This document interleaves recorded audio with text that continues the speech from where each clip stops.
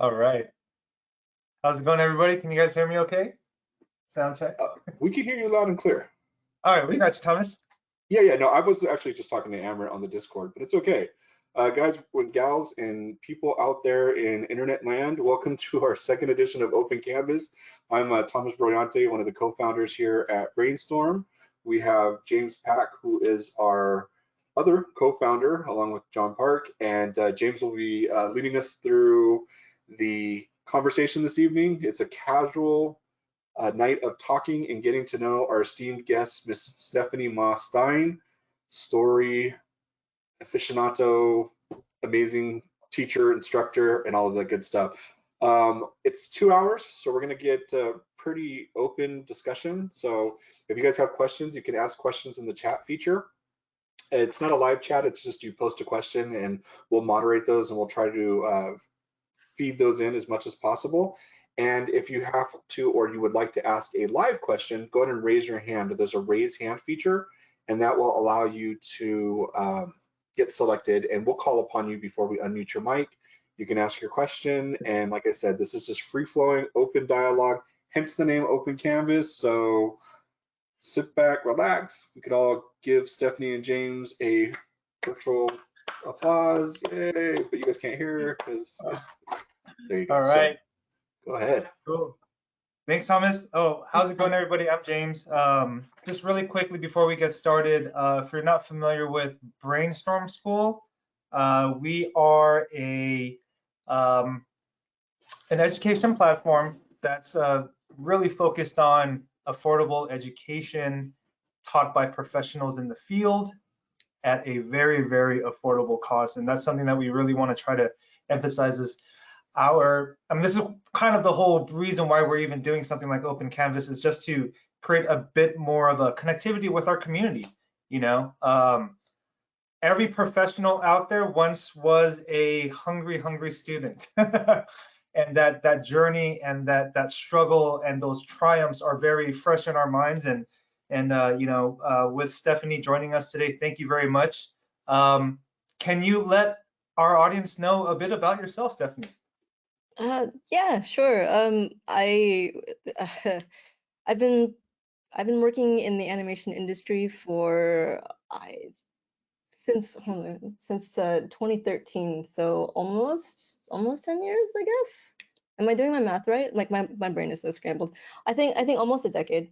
And before that, I had actually worked in live action for a couple of years, which is really awesome. I was working as a camera person and a cinematographer, and I worked on a bunch of like music videos. I interned on Water for Elephants, which I know most of you probably don't remember, but Robert Pattinson was in it, and so was Christoph Waltz, who was like my major crush because he was killing it in that movie Inglourious Bastards. So yeah, I'm coming from a deep love of movies, both from live action and also from animation. A little secret: someday I would like to go back to live action. Not really a secret, but it would, just for job security purposes, it'd be so cool to be able to go back and forth between animation and live action because I love both mediums. I worked my way up the ladder with with animation, starting off as a storyboard revisionist, then going into TV as a storyboard artist, and then I jumped after a year to go to be a story artist at feature, and then went to another place to be a story artist at feature, and then went to go direct on an episodic show at DreamWorks TV, and then after that went to be another story artist at Disney feature, and now I am at DreamWorks feature co-directing on a sequel which has not been announced yet, but we're just waiting on like a freaking actor to just sign his contract. So any day now, our studio execs are like, well, yeah, it's going really well. He's saying he's gonna sign that piece of paper any second, and we're all just holding our breaths. So yeah. Sometimes that time can feel like it can stretch forever. Yeah, it's it's been like a year, and it's just like, what are you doing? You are the main character in this franchise. Why are we waiting? So for a lot of I guess people within our industry, there's always this real starting point, I guess, where the journey really began. Um, you're so involved with story. How did that start for you? Like just the whole idea of wanting to tell stories. Yes. um, well, okay.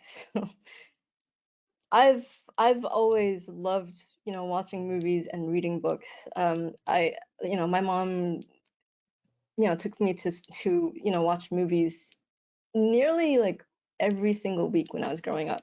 And she gave me a really awesome, film education. I grew up watching Buster Keaton and Charlie Chaplin, and we just watched like everything that came out, and it was so awesome. And I just love the feeling of like really getting into those stories and getting lost in the characters and feeling their pain and feeling their joy.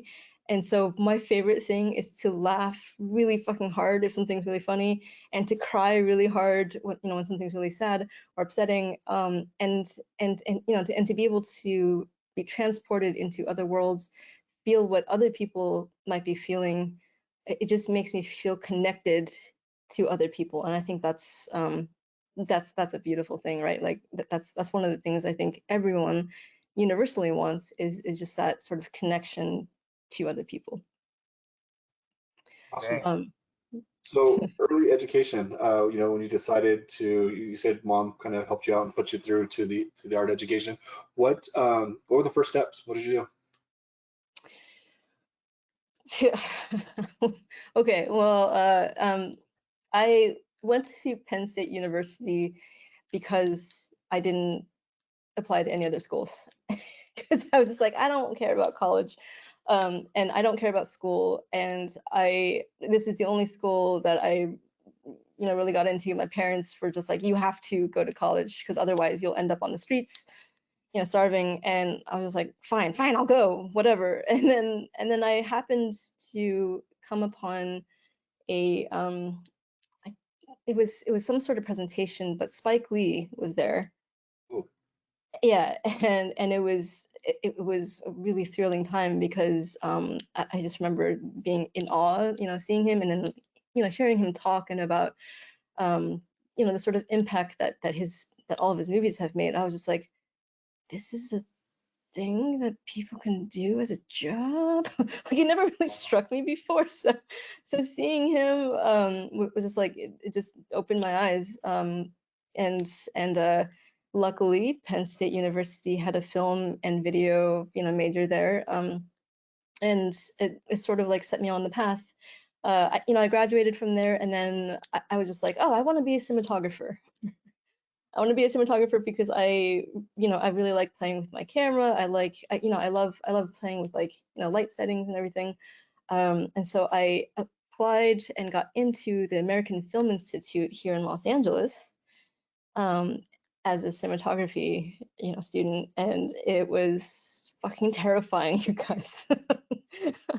Because everyone in live action, I mean, you probably all know, but they're like fucking badasses, right? Like they work like 48 hours in a 24-hour time period.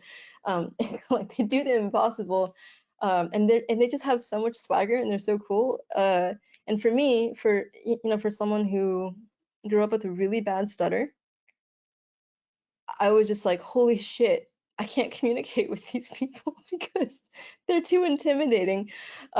So even though I learned a lot, from that time, and I came out with like, with like short films of my own, I was just like, I can't handle this right now.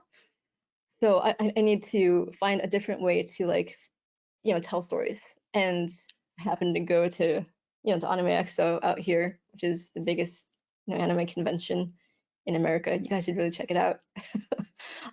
Went to the artist alley, and there were a bunch of really great artists who were just like, oh, if you're interested in like going into animation, if you like to draw, maybe you should check out storyboarding. And I was like, oh, that sounds cool. And so I found out about Concept Design Academy, which which existed before Brainstorm, and I took a few classes there. After 3 classes, I was able to come up with 3 portfolio pieces that I was able to use, and it was like shared around because my fellow classmates were like already hooked up, and there's like sharing my portfolio, which is I will say one of the really big advantages of taking classes with a teacher who is currently working in the industry, and then just knowing that that your fellow classmates are just as passionate as you are about getting into the industry and staying in the industry and like coming to the top, I guess, is that you will make those bonds and you will meet those people who will help you to to break in. So that's why I really like school. Did that answer your question? I You feel like I totally really answered. went on a No, tangent. you did all the way I don't through. remember what So the question was. that's awesome. It was early education. So we went all the way up to the portfolio pieces that ended up landing a job, which is absolutely awesome. Yeah. Now, I know this is a weird segue, but we had a conversation the other day, and we were talking about how it came full circle and how you got involved in teaching and what your reason being is for teaching. And so maybe we can share a little bit of that, and then talk about the classes that you teach with us or have taught with us, and moving forward, what's to come. So Yeah. let's start with your reasoning. Why do you want to teach, or why did you want to teach? Right. So I kind of like wrote this sort of manifesto to myself because I was like, I need to get this right. All right.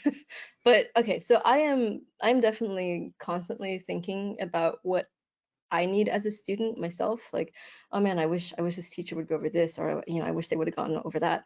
Um, I personally like having that mix of threats and rewards to get my homework done. And also, if I knew that people in this industry that I really admired was 100% going to see and review my homework at the end of each term, you'd best believe I'm going to bust my ass to get that homework done, right? So like, why do I teach? It's not really about the money. It's because of something much more essential than that, and that is that I am tired of the movies that mainstream Hollywood is still pumping out. The majority of these films have a very specific point of view, a very specific set of issues and problems. And I mean, I don't want to. I'm not trying to make anyone angry, okay? but it's true, right? Like it's mostly what the white and male demographic want. I'm not bashing it because some of my favorite movies ever have come about from these, right? Like Edge of Tomorrow is my favorite movie. Groundhog Day, Terminator 2, Toy Story, How to Train Your Dragon, Back to the Future, Transformers. Just kidding. Anything by Christopher Nolan. Right? But I kind of have to ask myself, like, are these the only storytellers? Are these the only filmmakers worth listening to? Because if that's so, aren't we silently implying that no one else's stories matter? And if our stories don't matter, then isn't that the same? Isn't that saying the same thing as our lives don't matter? So I really want more people to come into this industry, and I want to have more voices. I want to see more takes on life, I guess. I want to see the rainbow of struggles that people go through, and not be so like, I know what's going to happen because this is the white man's journey, and there's like, we've thoroughly explored that, I think. I mean, there's probably still some really great stories to come, but like I also wonder, like how many Latin, like James Camerons, have we missed out on? How many Black Christopher Nolans? How many Asian Quentin Tarantinos? Right? Like that's, if you put it in that sort of framework, it's pretty sobering to realize that we might have missed out on a lot of really great stories that could have changed entire lives all around the world. Awesome. So that's why I teach. Yeah, that's probably the most noble and best reason to teach. It's So selfish. you say it's so selfish, and as you said, but at the same time, it's not, because you want people to look at the world through different lenses, and I think that's pretty freaking awesome, and especially in a day and age that we live in now, where inclusion is so important. And I feel like teaching and having people at least having access to a classroom or a means to tell a story gives them an outlet, and it's a great thing. And so I know that that's kind of your mantra in some of the classes that you've taught here. Early on, when we first brought you on board, you did one class, and it was story development with us. Do you mind giving a rundown a little bit about that story development was? And actually, perhaps before you do that, because we probably have some people that are listening in that maybe don't even understand the what storyboarding is, what a storyboard artist does per se. Not to say that a majority of our audience knows you and they probably came familiar, but we might have somebody who just came in off the Brainstorm page that's thinking about segueing into story. So could you tell us a little bit about what story is in your word as a story artist? I for sure can. So basically, storyboard artists come in right after the screenwriters turn in a script. And if you can imagine this, it's just like, it's basically like 100 pages of text, right? It's just like exterior lake, two people are like rowing a boat, blah blah blah, and they're talking about blah blah blah, and this is the dialogue. It's not okay. I think like, depending on each person's interpretation of what's going on in there, each person might view it in their heads in a different way. But in order to make sure that everyone is on the same page, especially the people who are executive producing it, we need to make sure that we really quickly draw out all of the imagery, all the shots, all the acting. We draw it out digitally. I was going to say on paper, but that was like 10 years ago. Not even 10 years ago. That was actually 20 years ago. But we draw it out digitally, right? And we're basically the first people to show visually what this movie can look like. So when you're flipping through the panels, it's almost like you're watching this script come to life, visually. And story artists, we wear a lot of hats, right? Like we have to think about not only shots and composition. In animation, we're also taking care of all the acting, right? It's very different from live action storyboarding, because in live action storyboarding, you have real actors who will just like it's just they will reiterate and practice like what they're going to do and how they're going to act, and then on the day of like shooting, they're just going to get into their roles, and you can just place cameras all around them and like choose from a plethora of shots. But with animation, we have to do all the acting, and we have to make sure it all hooks up, because we can't choose from a plethora of like shots. Animating is really fucking expensive, and it's very fucking time consuming. So we need to make sure that everything is sort of locked down, and the easiest and fastest way to lock things down is to first storyboard it out, so that you can put up the entire movie just based on like really quick drawings, and you can edit it and put sound and music to it, and it's basically like a rough idea of what the final animation will look like. And for feature story artists, we tend to go anywhere from between 4 to 8 screening cycles, just to try out different versions and just keep making the story better and better. Try to get those plot holes away from us. Be gone, thought. Okay.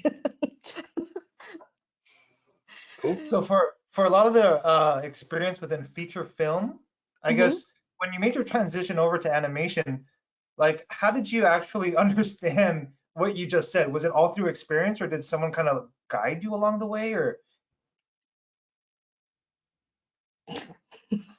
No, and that's why I really want to partner with you guys here at Brainstorm, so that all the students who go through our program are able to understand that pipeline.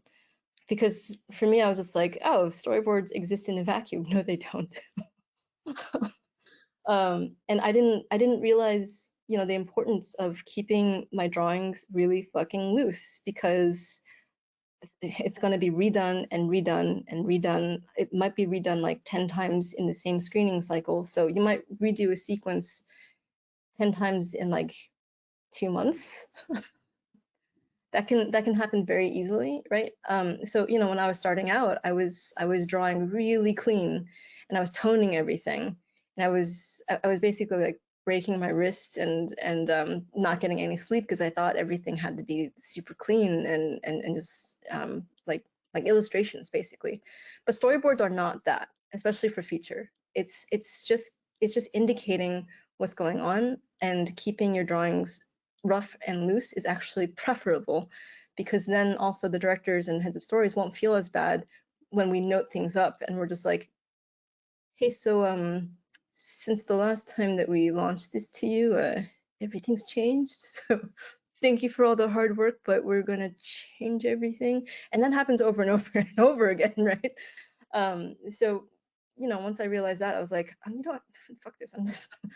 I need to find a way to draw that's clear enough, but also rough enough that I'm not killing myself. Um, and it sounds, I mean, I think it sounds easy, but it's really not. It requires a lot of, you know, mileage and experience.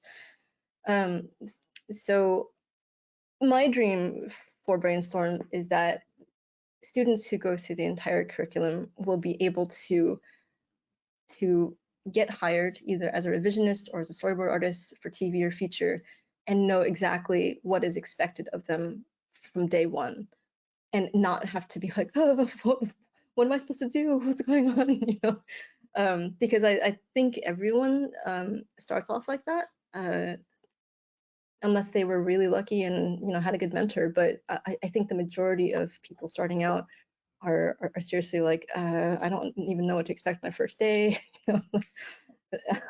Like, am I expected to like start storyboarding on the first day? No.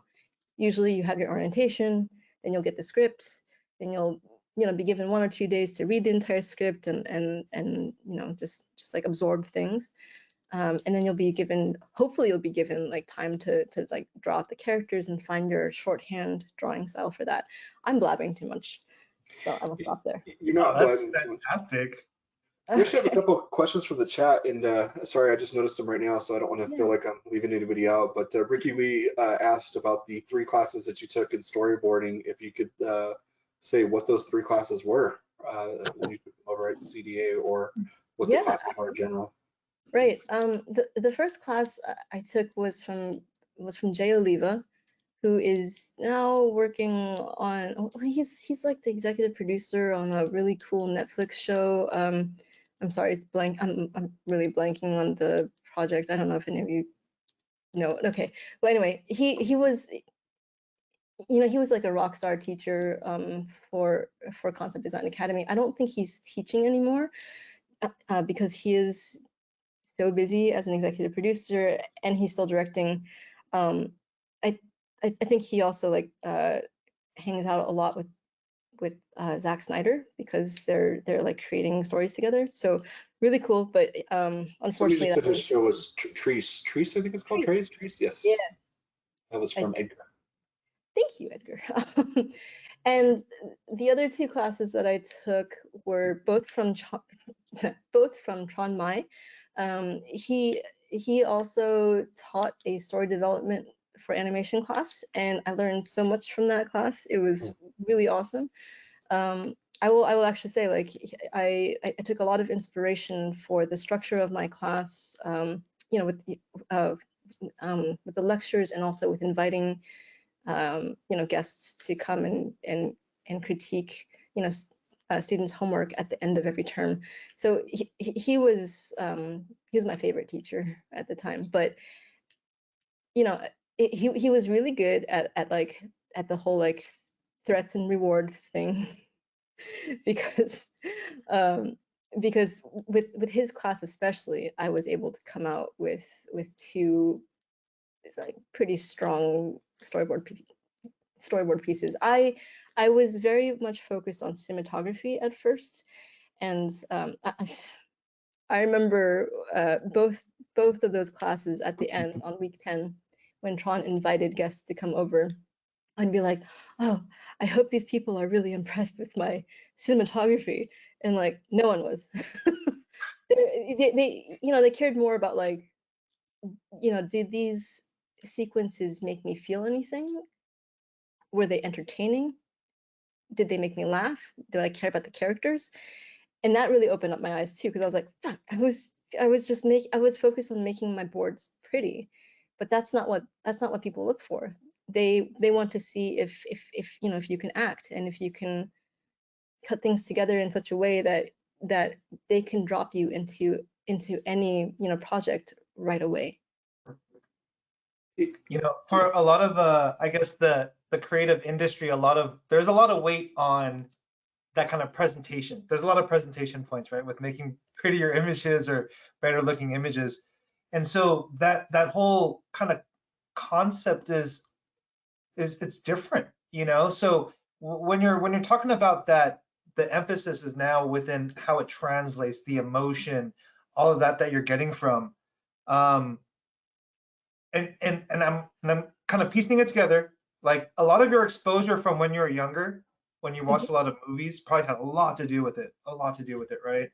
Um, how can people get more exposure? Like, what's the right avenues to look for I don't know, like to tell better, show better acting, or the things that you're talking about, Take our classes. uh, I mean, because right now I feel like if you want to learn how to act, you might want to go try out an acting school. If you want to learn how to write, you might want to go to a writing school. But from what we've all been discussing, it would be really wonderful to be able to just combine all of the things that storyboard artists need into one place, so that you don't have to jump from school to school to learn these things.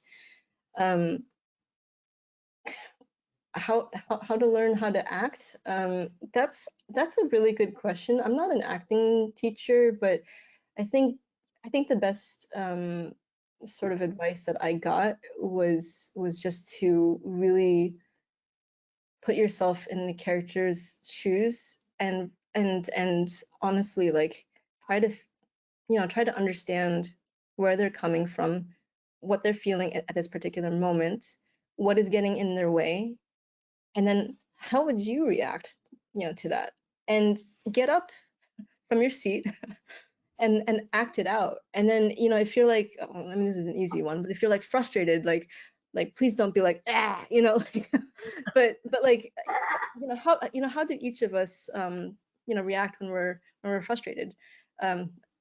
I know for my husband, when he plays Elden Ring and he dies, like he slams his fucking knee, and it scares the shit out of me and my dog, right? He's like, God damn it. And I'm like, can you not? No, I feel his pain. Yeah, I know that's you too. Yeah. And then for me, I actually get really hot around the neck, and so what I do is I actually put up my hair, because I'm like, I feel like steam is coming out of this, right? And so that's how I show my frustration. It's just like, I'm just like, oh, and I'm just Everybody knows like, when you're mad. Yeah, it's When all the hair goes up, she's fighting mad. Like it's up, you're ready to scrap. Oh, there's no fight. I always win, Thomas. I know you do. If that happens before a crit, you know what's coming. Right. She really liked your work. Why is her hair up? I don't know. No, but there's also this amazing video that I showed my first class at Brainstorm, where there was it was this family that was gifting the father a pair of glasses that lets him see in color for the first time ever, and they filmed the whole thing, and he was just like really gruff at first, and I was like, what is this box, you didn't have to get me anything for my birthday, right? And he was like super gruff and stoic and blah blah blah, and then he took out the glasses. He's like, what is this? And then he put it on, and he started he started looking around. He's just like, what? Oh my god, oh my god. And and the wife was just like, what do you think, baby? You can see in color now, right? And he started crying, and for me, I was like, this is happy tears.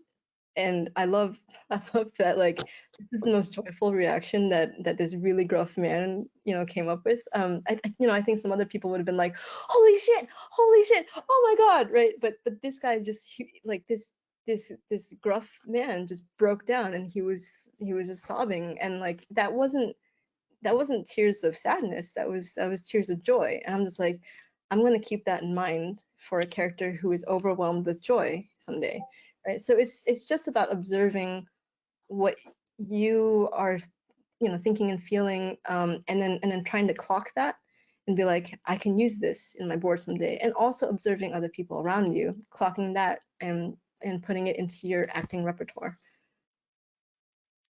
So do you kind of like, I don't know, have this Rolodex almost?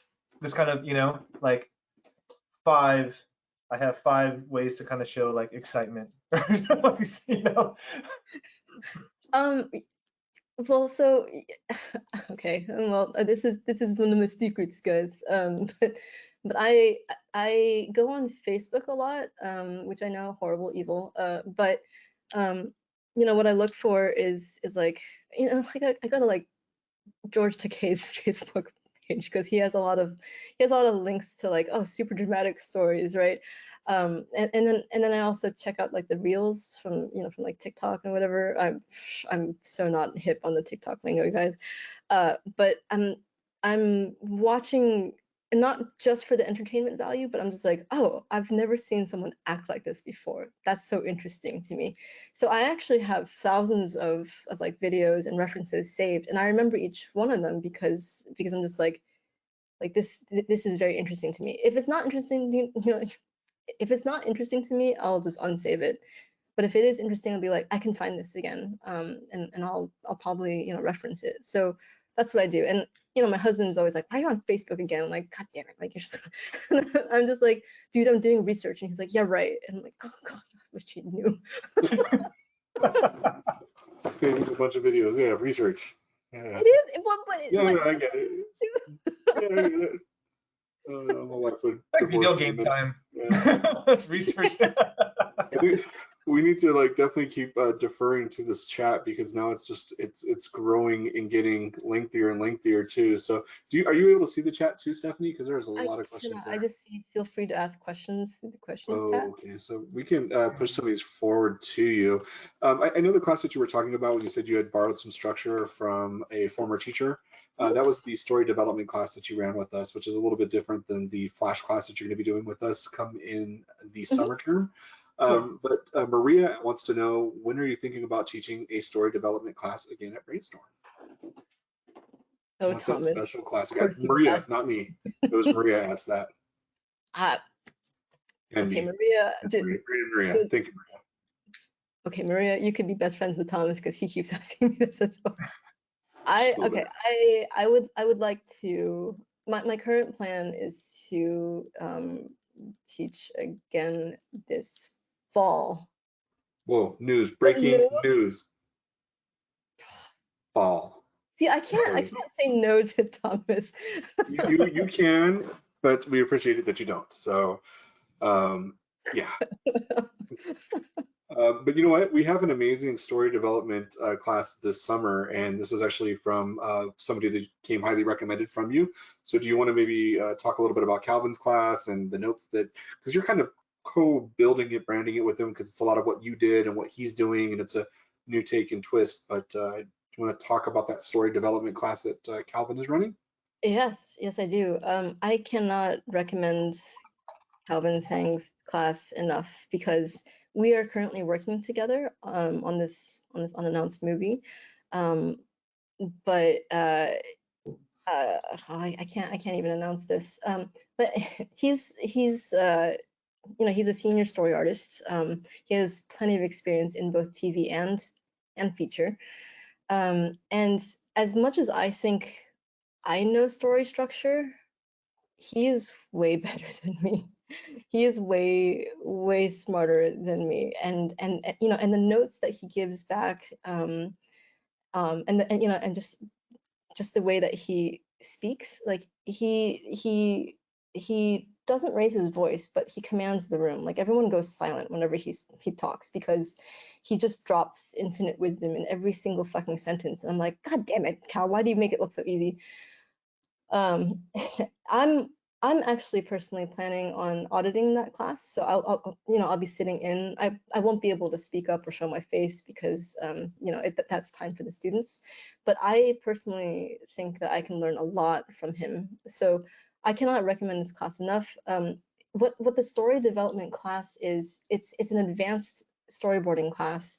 It's not just about the technical aspects of storyboarding. It's also about understanding story structure, and you know, how to build up your own story, your own original story.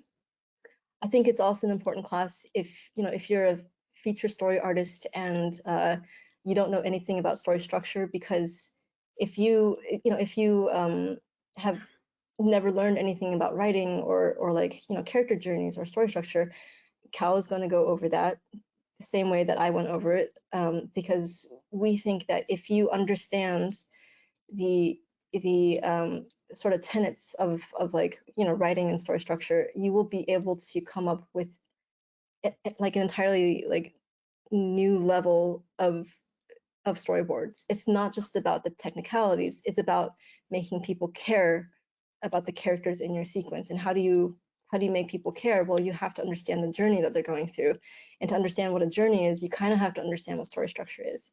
So he's going to go over all of that, and he will also be doing the same thing, where, you know, on week 10 he's going to be inviting a bunch of industry professionals to come and you know, take a look at the students' homework, which is a great threat and reward.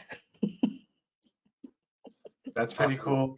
You know, like in terms of the portfolio, for example, like, you know, when when you're putting together kind of like these sequences and things like Mhm. that, I guess there's always a question, you know, what's kind of better to show? And there's like actually a question in our chat regarding that. What's better to show? You know, something that you really care about, something that you're adamant about, or what I guess you think would be needed or matched in that studio or in that production. Yes, so first things first, know your audience. Right? And I have a pretty good story about this. I don't know if I should share that first or not. Like, should I Yeah, share my that's great. screen? Yeah. Okay, let me share my screen because this will prove my point. Let me just make sure that this is working. How do I share my screen again? I need to give you the thing, Oh, and then you can do it. So let me. okay, thank you. Perfect. 1 second. Now you're a presenter. Okay, now I'm a presenter. Very good. Do you guys see this? Is moving? No? Yes? No, No? nothing yet. No. I hit Show I hit screen. accept. Oh yeah, but now you have to hit show screen. No one can I, Top left hand where it says sharing at the top. You should see a bar that says sharing, and then oh, okay. show. Sharing show screen. Oh, okay, cool. Yeah, and then just real quick, I just want to address a chat question to Fiona. She said she really wanted to sign up for your Flash class, but it hasn't started yet, and there's still seats. So that begins in summer, actually in June, and so there's still space available on the website, Fiona. So if you want to sign up, we are still taking registration for the drawing for feature animation Flash class. Just a heads up. Yes, yes. Yes, please take the class. I, See? that was such a good pitch, right? Like, no, you know, just so you guys know, I'm going to be very honest. I am not ready yet to teach that class right now, but I am doing, I'm like combing through my own experience. I have 2 fucking notebooks that I'm filling up with all my notes. And I'm going over the books that helped me to to actually understand how to draw for storyboarding, because I want to refresh my own brain about how this all works, and I want to be able to put it into my own words. So even though I don't know what I'm doing right now, that terrifies me, and I actually enjoy that feeling, because it's like I know that I'm going to come out of this knowing this even more, like really mastering this, all this material, and I will be able to communicate that with all of my students in a way that I hope will help everyone. I don't like teaching just just to be like, oh yeah, check out what I know, but it's more just about like, how can I communicate this so everyone understands? So yeah, that's the And honest. it's a unique product too, because the Flash class is a shorter term class. It So is. it's literally 10 hours. It's a 5-week session, and it's really you distilling the information down that you've been nervous or putting together right now in your multiple notebooks and mastering, as you say.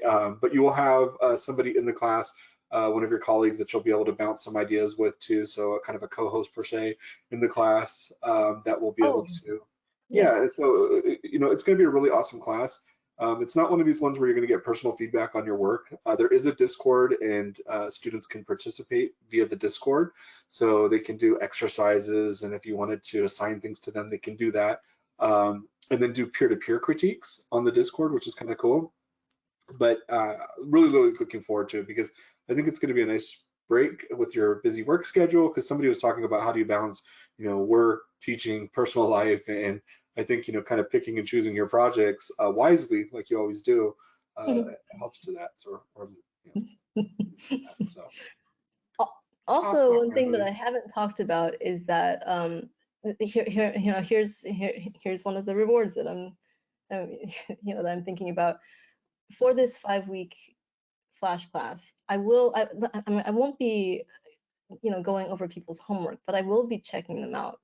And so for me, for the top 3 or 4 students who actually do the homework and like show that they've done quite a bit, I will personally select those people and mentor them for 3 or 4 months. Personally mentor them, Cool. because I really believe in this system of threats and rewards, right? So there always has to be a carrot to dangle, I think, because that's just how I, as a student, would want things. So, if I knew that there was something like that, I'd be like, oh, I'm gonna do the fucking homework and I'm gonna show this teacher that but yeah, I actually also mentored people on the side, but a couple of my mentees have just gotten work, and so some spots have filled up. So yes, Thomas, did you just Sorry, raise your hand? yeah, I did raise my hand. So one of your mentorees, Ray Paulson, is actually here and said you were took them under your wing when they were teenagers. So they just wanted to say thank you. So it's not a question. So Big Ray heart. Paulson, I Oh might be my pronouncing that wrong. Paulson, they are here. God. So Thanks for coming. sweet. Yeah, I just that's thought it was relevant right now. Cool. oh Rachel, Rachel, Rachel Polson. yeah. Rachel, but she signed up as Good. Rachel. Used to be Rachel Polson. Yeah. We okay. Rachel, I love you. Okay. I I think I should. Battle to the death. No, I that's a kind different. of forgot why I brought up this thing now. Oh yeah, Know your know audience. your Yeah. audience. Yes, Yes. very important. So I actually created these boards back in 2011. Also, I actually lied, you guys. I had taken 4 storyboarding classes. This class was the very first storyboarding class. I took it at Noman, or like Nomon. I don't know how people say it. Looks like Noman, right? Nomon sounds silly. Anyway. Mhm. I took a storyboarding class at Noman, and we were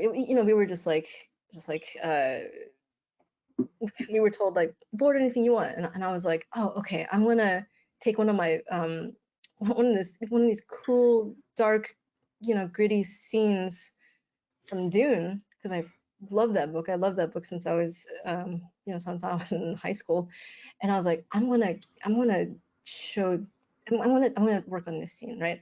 I'm not gonna pitch the entire thing, but basically you start off on the, I think this is the Harkonnen world, Getty Prime, or whatever it's pronounced. We see this sort of like car thing come over, and Piter, the the mentat, he's like walking through a tunnel, and look at that perspective, it's so bad. Remember, this was done in 2011, guys. And from his point of view, we see Baron Harkonnen, and I'm sure for those of you who have seen what's his name, Denis Villeneuve's Dune that came out last year, you will all remember that that villain. He sees him, he walks in, and he's, I don't know, he's just talking about stuff. He's talking about evil villain stuff. I forget what he says here. But then for some reason, Baron Harkonnen's, I think his nephew, Raban, enters. I think this is a scene from the book, because I can't quite remember now. I thought I had read it, but now I'm like questioning my own sanity. But I thought it was a good idea to do the scene, because I thought it was so cool how this character, he takes this little rat thingy and he breaks its back and blood comes squishing out, and then he like eats that thing, and I was like, oh yeah, it's gritty, dark, right? and then for some reason we cut back and we see that there's like these two soldier type people who are threatening this young boy, and they're pointing their guns at him, and Baron Baron Harkonnen is super creepy, and it's not really shown in the movies, I think, but he has this sexual appetite. I'm just gonna say he has a sexual appetite for like young boys, and he's just like, come here, little boy, and yeah, I was like, oh yeah, he definitely has his tongue out and everything, but he rises up because he has those like thunder things that like they're able to carry his weight and help him fly up, and then everyone's looking up at him, and then this poor boy's also looking up, and then all of a sudden the Baron like flies down at him and takes out his like the boy's heart plug. Jesus. And then and then this guy's his face is like covered in that guy's blood, and he's like smiling and everything, and everyone else around him is just like, oh yeah, that was fine. I'm gonna click to stop sharing. So the story is, when I say know your audience, I thought this board, thank you for laughing, James, but I thought these boards were fucking awesome, and I sent them to Pixar. Let's let that sink in, because I was like, I want to show off that I can draw these cool characters, and I'm sure with my cinematography and my draftsmanship, and they're going to be so impressed. And I was like, why did they never get back to me?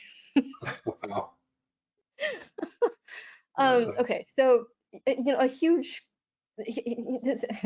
there's a huge thing that I see where a lot of new people coming into the industry are just like, I need to show off how cool I can make things look. So they focus on things like cinematography, or they focus on action, even if they're not very experienced with boarding. They're like, I'm going to tackle action, which is really hard to do. But the thing is, like, you have to know that studios like Pixar, Disney, DreamWorks, Nickelodeon, Cartoon Network, they look for certain stories, right? They greenlight certain stories, and they share certain stories, and those stories are for a wide demographic. It's not the niche thing where it's like, oh, like let's make indie films where everyone's depressed, or like fighting some sort of demons. There's a time and place for that. There are other studios for that kind of thing, and luckily, I do think that there is more sort of like older animation that's you know, coming into play where people could possibly turn in, you know, boards like this, but that's still kind of niche. So if you want to make it into these big studios, you should definitely look up what they're making and just ask yourself honestly, are the boards that I'm working on, is it something that's appropriate for this studio? So for me, like I actually thought it was common sense, like, oh yeah, I can board, so let me turn in these Dune boards. Pixar will love it. That obviously not common sense, right? But I see the same mistake being made over and over again, which is why I can't stress enough. Like, if you want to get into this industry, your best chance of doing so is creating a story that's more uplifting, with, you know, with characters that are sort of inspirational or aspirational, you know, and not sort of indulging yourself in the like, oh, like let's make this super depressing and gritty. Like we're not looking for Batman usually. So, I mean, we're on the subject of portfolio, and then there's a question in the chat, and it's from Steve Duffy. He says, what's the right mix of pretty and loose in terms of your boards? So is there a proper mix between pretty boards and loose boards? I mean, I know you're talking about contextually, but in terms of style and execution. from a technical standpoint, if you're spending more than 5 minutes on one panel, that's way too long. Um, uh, most veteran story artists, you know, when it's like, hey, you know, can you do all these notes and have it done, you know, by the end of the day, they can pump out 200 panels in a few hours, and that generally means about 30 to 60 seconds per panel. How pretty can you make that? It's not about like, oh, I can tone this and light it and you know, make the anatomy like super correct. It's more just about like, if it's clear, if you can understand what's going on, that's enough. That's enough. So I don't know if I have boards ready for that. This is actually toned, so this is not a good example. Hold on. Let me see if I have anything of mine that I can share. That would be good for that. Well, doing Yeah. that, I'm going to go ahead and address Fred. Fred had a question. He said, you know, you had talked earlier about students, you know, finishing the entire curriculum, but since there's no certificate, we don't technically have a curriculum. Basically, you mean the storyboard classes, you know, in terms of drawing for storyboard 1, 2, 3, revisionist, whatever changes that we have in terms of awesome storyboard classes coming down the pike. That's what she was referring to, Fred. So just a heads up. Yes. Yeah. So we're still a bit in early days of, you know, of you know, Brainstorm School's storyboarding program, but we are planning. I think right, we are. We're planning some really cool you know, classes you know, for this school, and we're yeah, it's okay. This is just me saying this. This is not Brainstorm saying this, but for me, I want us to be known more for storyboarding than like CalArts is. CalArts is known for like, oh, the student films that they make at the, you know, at the end of their second year or whatever. But for us, I want it to be more about how do you get through daily life as a storyboard artist, both for TV and for feature.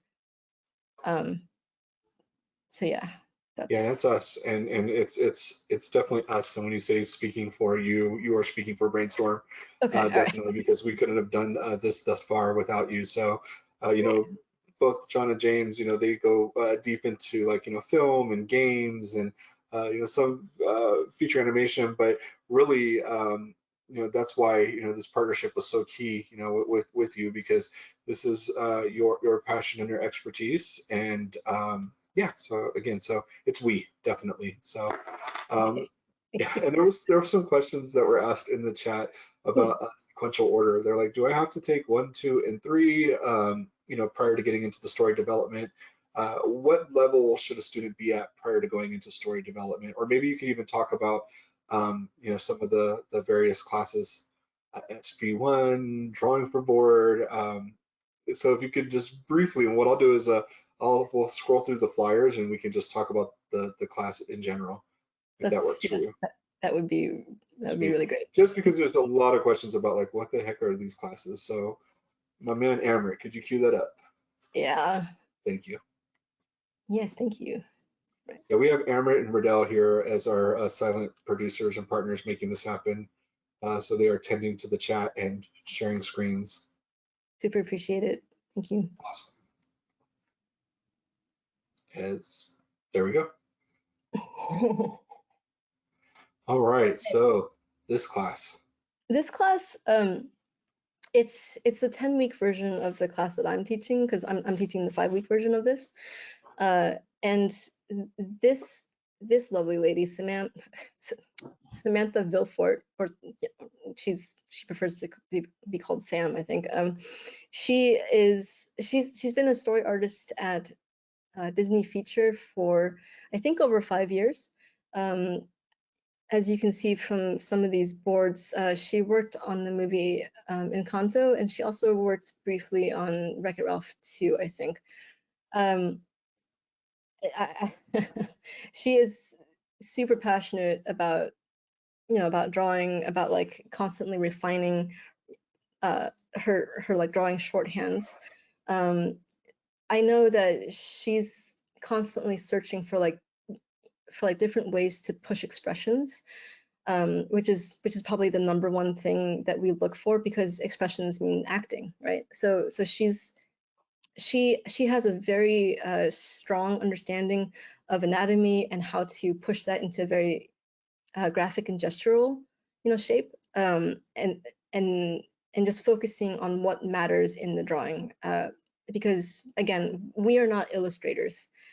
As Calvin Seng actually told me earlier today, what we do isn't sexy the way that biz dev artists make everything look sexy, right? Like our boards usually looks like crap, actually, but so long as it's clear, it's fine. But these, I would say, are like a little bit cleaner, drawings. But she will go over how to build up your drawings to achieve this kind of look that's super gestural, full of life. I mean, it just comes to life, right? And very, very expressive. So unfortunately, I think this class is already sold out. But it is, and we do have a waiting list. So if you're interested, please send us your information. And yeah, so I think she'll be coming back with us, hopefully, if we treat her right. she's all about it, so I'm excited. I'm excited to work with her. Me too. Next up, we have storyboarding with Ari. Ari Tan. So this girl, she has storyboarded for both TV and feature as well. She never got a formal education in storyboarding. She actually was mentored by someone. I think it was from like Pixar or something. But she has a very, I guess, unique approach to teaching, because she herself learned in such a different way. But her thing is all about clarity, and so she wants to, with this class, make sure that everyone is able to go through from like their thumbnails to their rough boards to their cleanup, and she will give plenty of notes on whether the actual storyboarding and the cutting and the acting is working. So it's still more of an intro class, but she's planning on covering a heck of a lot. I can tell you she's in high demand as a story artist, because her boards always work, and there's something to be said about about a story artist whose boards always work. So I think people will be lucky to learn from her as well. Go ahead. Rajan, I don't know if Rajan's here. He threatened that he'd be coming. He's currently working at Netflix. This is also an intro to storyboarding class. So it's kind of the same thing as Ari's class, where he's going to go over thumbnails, roughs, and then cleans. This guy can do everything. He can do action. He can do comedy. He can do drama. And as you can see, he's really good with toning. So he's really good with cinematography. So so if you want your boards to look really fucking polished and good, which is probably super helpful for people who are just quickly glancing at like everyone's boards. This guy is the guy to go to if you wanna make sure that your boards look polished as well.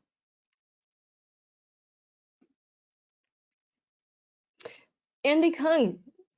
Andy is he is the first storyboarding teacher at Brainstorm.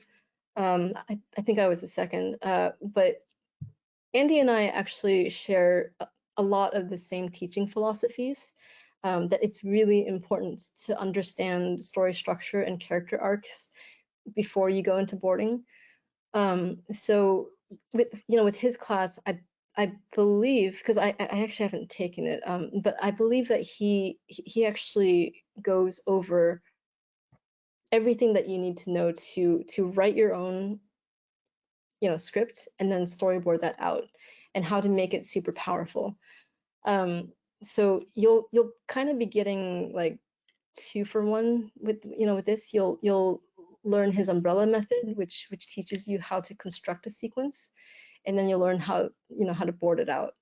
So also really great class. Is this helping? I feel like I'm just saying It they're is. all great No, it classes, is. It because is. they are. Yeah. Zae I think he's supervising director or supervising producer at DreamWorks TV. So first of all, straight up, if he likes your work, he can get you into DreamWorks TV. So if you can impress him, he'll probably hire you. So there's that. It's really fucking cool. Yeah, I once went to visit him when he was working on the Jurassic Park TV show. This was very early days, and he showed me the boards that he had just worked on. I think it was like 1,000 panels, and that was just one of the sequences that he had done that week. It was fully animated and fully toned, and the cinematography was perfect, the perspective was perfect, the compositions were perfect, and I was just like, holy fuck. It's Is it possible for anyone to actually board like this? it's pretty safe to say that he's going to direct a lot in this class too. I mean, it's when you get to the storyboarding 3 class, you Yeah, should have an understanding of the acting, cinematography, the technical nuances of storyboarding, and yeah, this will be about just polish up those boards. And right. he's the director in the class, so it's very And he is a fantastic director, because he's directed on a lot of things, but he's also like DreamWorks TV's like one of their top dudes. I don't know if he's texting me right now. No, he's not. Okay. I thought he was gonna yell at me. But yeah, is he's one of the head honchos at DreamWorks TV. So if you really are like, oh, I wanna get into the industry, you this would be a really great class to take. But a double-edged sword, guys. Make sure if we can go back. oh, go back, my bad. No, you're good. So sorry. This one. So just so you know, like, of course, if you work really hard, and you show improvement, and you show that you understand the craft well, you'll definitely be able to pretty easily, I think, get work, because it's actually still pretty hard finding a really good storyboard artist. But on the flip side of that, if you take a class like this and you don't do the homework, this is the threat part. If you don't do the homework, people, who are teaching these kind of classes will remember that. And so, when other people ask like, oh, how was this student? We can't lie, because that reflects badly on us if it comes to light. So if you take these classes, I'm threatening you all. Make sure you do the homework. Make sure you do the homework, because it's sort of like one way or another. You'll do really well, or you'll kind of, be like, oh shit, I think I screwed up, and that's not a great feeling. So make sure that you're ready for this kind of class. If you're not, please sign up for the more beginner classes. But I just want to be really honest about that, because it's something that us teachers talk about constantly, like, oh, this student, they didn't turn in their homework. I'm just being very real, guys.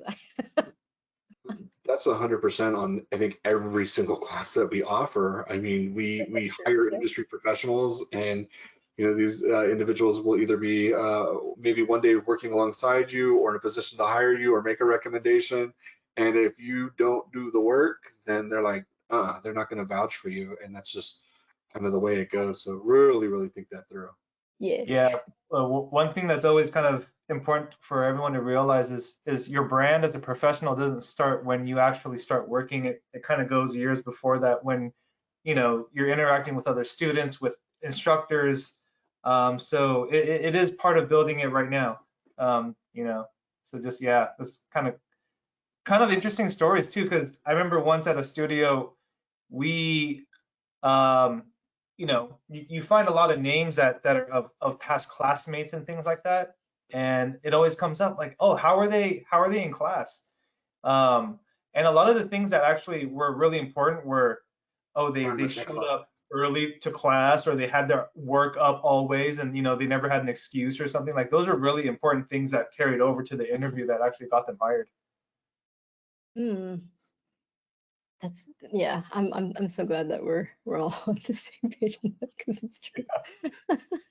Oh, there's one really quick thing. There's a question regarding future classes in the fall.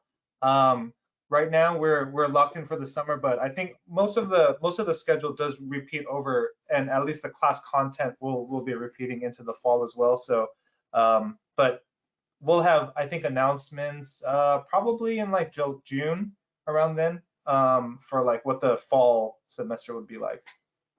Mm-hmm. Yeah, Just look forward to it. absolutely. Yeah. Thanks, Fred. That was a good question. I will talk about this class. It kind of made its way into the folder, and I apologize, but I'll be brief about it. But I thought it was totally relevant. So it's background painting for animation using storyboards. And so this isn't necessarily a boarding class, so it's not going to necessarily speak to individuals that want to get good at boarding. But this class is a background painting class derived from looking at boards. And so we have about 3 or 4 different options, including some of the boards from the Castlevania show that Jose Vega worked on, and also a very talented former Stephanie student, and I totally forgot his name right now, and I'm sorry. His name is Anthony Ederese. Okay, Anthony, and he definitely submitted his work and stuff, but it'll be working in Blender to recreate cel shaded or animation looking boards using a 3D program. And that's something that's kind of inching its way into the storyboarding realm, is Blender. So just be aware that that's out there. So if you want to work with storyboards, but you're more on the technical side too, this could be something for you as well. So on to the next one, Amber. Sorry. Hey, this one.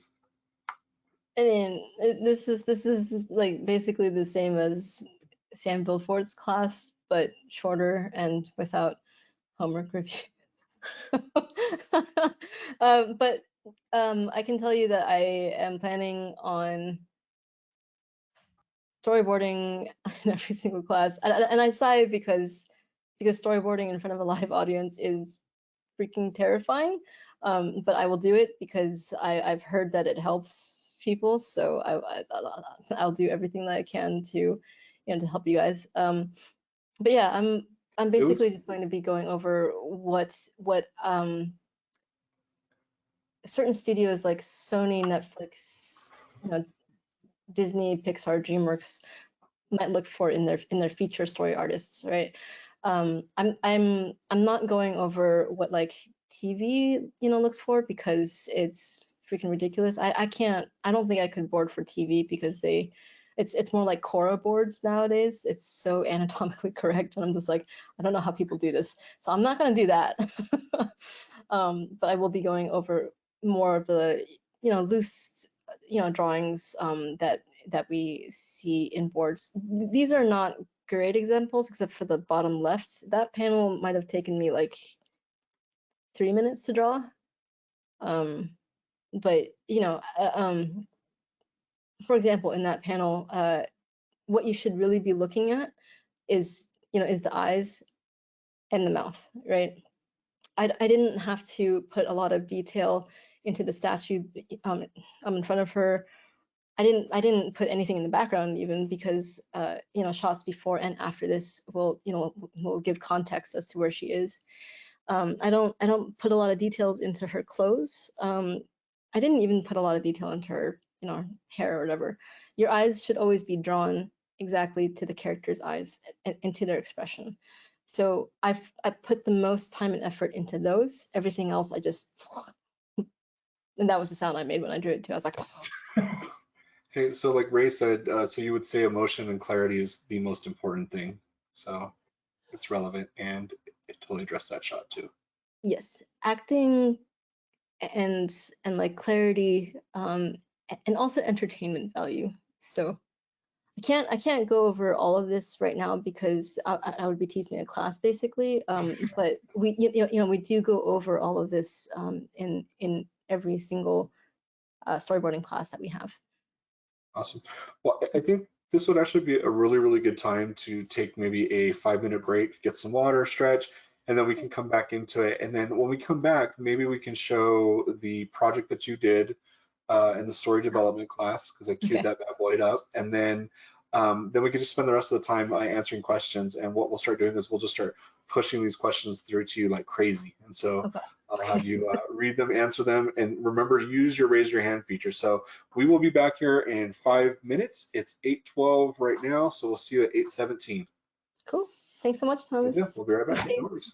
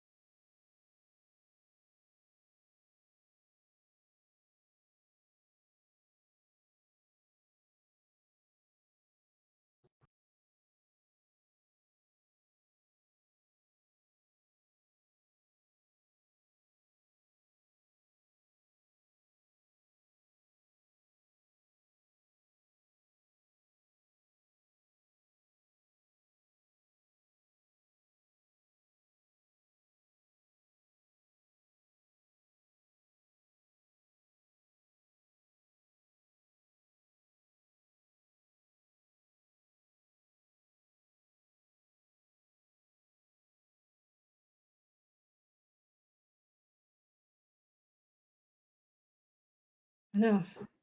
Okay. All right. You Thought can. I broke something. All right, welcome back, guys and gals, and everybody else out there. We're gonna start pushing you questions, Stephanie, in the Wait, chat. So, wait. I actually have whoa. one more thing to say. I have Oh, one more okay. thing. Yeah. Can we actually go back to Cal Sang's class, because I have one more thing to say about it. Ooh, yeah, we can do that.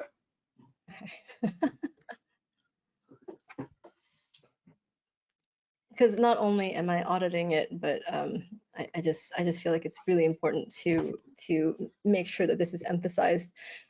It's really important to both me and Cal that at the end of every advanced storyboarding class like this one, that your work will get shared and seen on week 10 by recruiters, directors, and producers. So there is a big emphasis on doing your homework, like I've said before. And that homework, especially for the advanced storyboarding classes, will include 1 to 2 completed storyboard sequences for your portfolio. Just so you guys know, when I was teaching this class, I would say that like a majority of my students would go on to break into the industry or break into feature. And it's not exactly because of my class, it's because I dangled that carrot and I threatened and rewarded, right?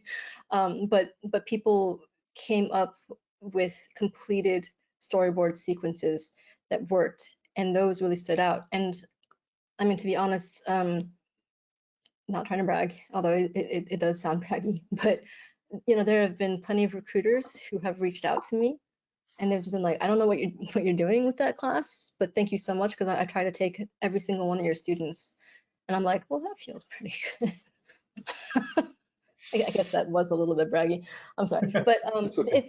it's kind of the same thing that Cal and I are like both really wanting from this particular class.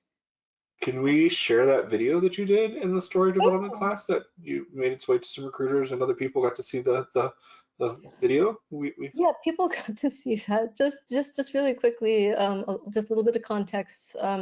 We worked on this only during class time, so it was never outside of class time that anyone did any drawings for this. I think we spent a total of maybe 7 hours on this entire thing. Wow. Okay. All right, so we're going to go ahead and play it. This is a class project from Stephanie's story class. I believe all the students are credited in it as well, so we'll see that, and go ahead and hit play. Thank you.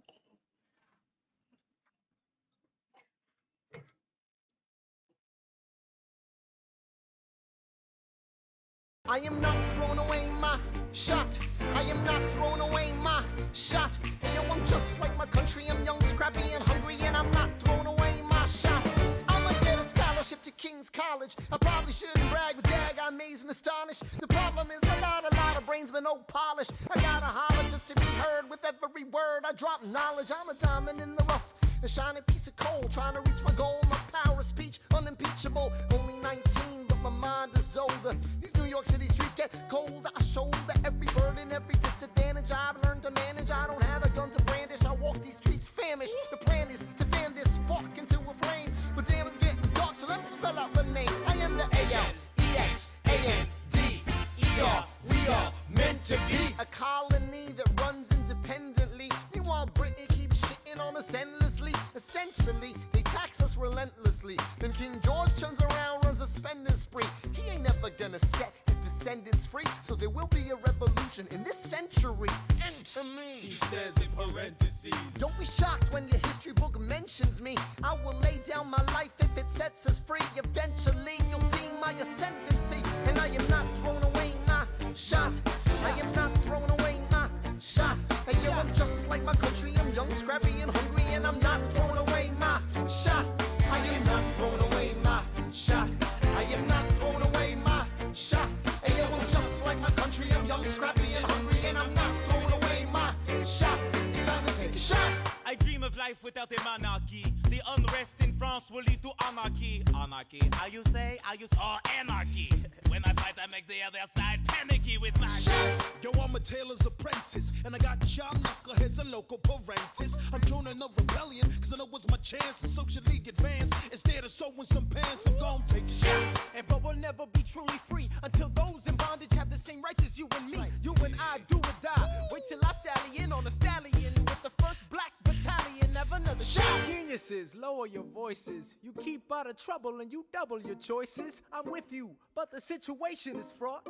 You've got to be carefully taught. If you talk, you're gonna get shot. Bird, check what we got. Mr. Lafayette, hard rock like Lancelot. I think your pants look hot. Lawrence, I like you a lot. Let's hatch a plot blacker than the kettle calling the pot. What are the odds that God will put us all in one spot? Pop in a squad of conventional wisdom, like it or not. A bunch of revolutionary manumission abolitionists. Give me a position, show me where the ammunition is. Oh, am I talking too loud? Sometimes I get overexcited, shoot off at the mouth. I never had a group of friends before. I promise that I'll make y'all proud. Let's get this guy in front of a crowd. I am not throwing away my shot. I am not throwing away my shot. Hey, yo, I'm just like my country. I'm young, scrappy, and hungry, and I'm not throwing away my shot. I am not throwing away my shot. I am not throwing away my shot. Hey, yo, I'm just like my country. I'm young, scrappy, and hungry, and I'm not throwing away my shot. Everybody sing. Whoa, whoa, whoa. Hey. Whoa, whoa. Say, let him hear you. Yeah. Let's go. Whoa, whoa, whoa. I said shout it to the rooftop. Whoa. Sit to the rooftop. Whoa. Oh, come on. Come on, let's go. Rise up when you're living on your knees. You rise up. Tell your brother that he's gotta rise up. Tell your sister that she's gotta rise up. When are these colonies gonna rise up? When are these colonies gonna rise up? When are these colonies gonna rise up? When are these colonies gonna rise up? Rise up. I imagine death so much it feels more like a memory. When's it gonna get me? In my sleep, 7 feet ahead of me. If I see it coming, do I run or do I let it be? Is it like a beat without a melody? See, I never thought I'd live past 20. Where I come from, some get half as many. Ask anybody why we living fast and we laugh. Reach for a flask, we have to make this moment last. That's plenty, scratch that. This is not a moment, it's the movement. Where all the hungriest brothers with something to prove. When foes oppose us, we take an honest stand. We roll like Moses, claiming our promised land. And if we win our independence, is that a guarantee of freedom for our descendants? Or will the blood we shed begin an endless cycle of vengeance and death with no defendants? I know the action in the street is exciting, but Jesus, between all the bleeding and fighting, I've been reading and writing. We need to handle our financial situation. Are we a nation of states? What's the state of our nation? I'm past patiently waiting, I'm passionately smashing every expectation, every action's an act of creation. I'm laughing in the face of casualties of sorrow. For the first time, I'm thinking past tomorrow. And I am not throwing away my shot. I am not throwing away my shot. Hey, yo, I'm just like my country. I'm young, scrappy, and hungry, and I'm not throwing away my shot. We gonna rise up, time to take a shot. We gonna rise up, time to take a shot. We gonna rise up, rise up. It's time to take a shot. Rise up, rise up. It's time to take a shot. Rise up. It's time to take a shot. Rise up. Take a shot, shot, shot. Hey, yo, it's time to take a shot. Time to take a shot. And I am not throwing away my shot.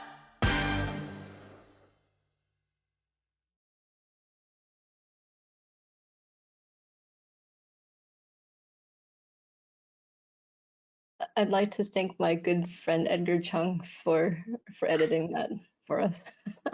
That was awesome. That came out really, That really good. was great.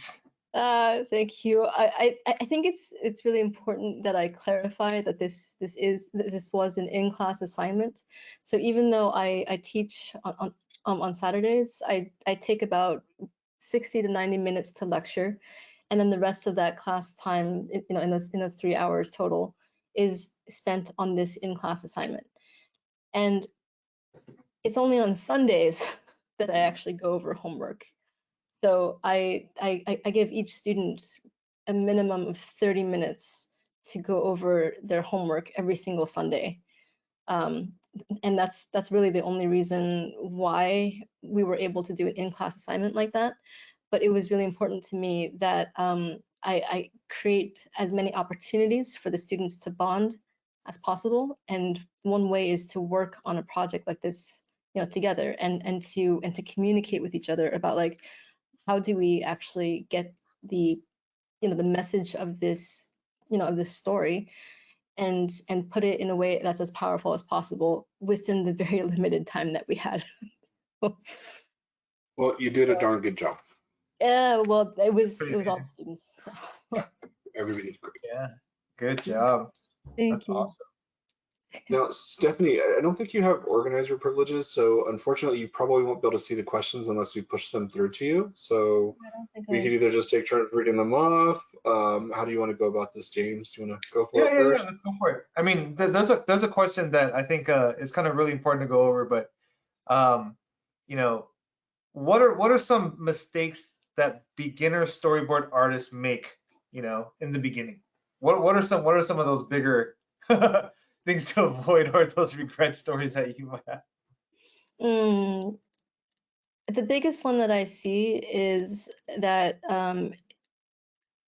in the portfolio itself, I'll see a mix of like, here's some storyboards that I've done, here's some character designs, here's some biz dev work, here's some paintings, and it's really confusing for everyone to be like, well, so what does this person actually really want to do? And then even if that student doesn't have all the extra stuff, sometimes the way that the website is like laid out, it's kind of hard to navigate, to like the most important work. I wouldn't organize things by year or by like when you did something. I would organize it by the very first thing that you see is your strongest storyboard, right? Because recruiters and directors can go through maybe like 100 portfolios in one day, and Wow. let me just tell you, like, people get really tired of like clicking on links and scrolling through. So it's not super fair, but like if we actually want to get through all of these submissions, we can only spend maximum 30 seconds per portfolio. So you want to have your strongest piece up front first. I think it is important, for a portfolio piece that you do, actually tone it and make it look as nice as possible, so that people can see like, oh, this person is capable of making the boards look as nice as boards should look. Again, it shouldn't be illustrations, but it should be like, okay, this person knows what they're doing, right?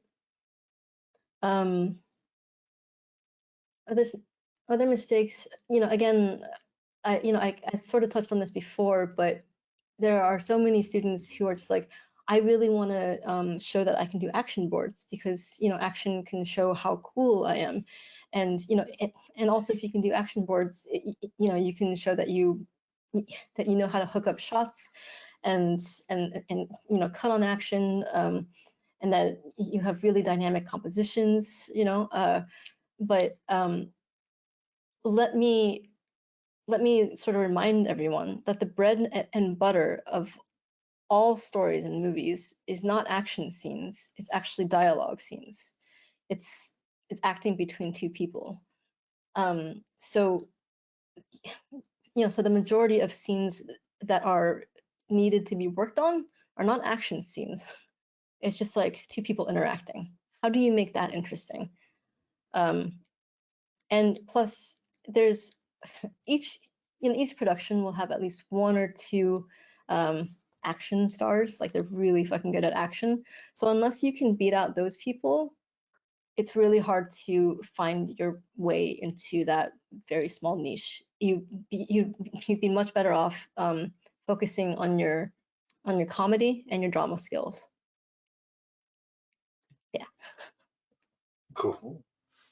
Hey, guys, we just want to remind you too, you can raise your hand and we'll unmute your mic. So if you'd like to ask these questions and just ask them directly, we will go ahead and unmute your mic. So thank you very much, Edgar. We're going to go ahead and unmute your mic. So Edgar, go ahead and unmute your mic when we unmute your mic, and then you can ask your question. Hi. Edgar Chung, hi. Hey, I wanted to know what's it like going from a story artist to an episode director and or co-director, the level up, because you're doing more things now than just boarding. Like, what's it like being involved with like viz dev and design, editorial, and overseeing the other story artists? Like, how is that different from like, you were just boarding and now you're other things? God damn it, Edgar. Of course you would ask me a really involved question. Okay, so my responsibilities as a co-director, it I've basically doing a lot of what the main director does. So I am in all the story meetings. I am in all the art reviews. We're talking about going into rough layout soon. Talking about certain actors that we want to meet up with, and just like who would be the best person for this role. I'm going into editorial. I just have so many more responsibilities than I did as a story artist.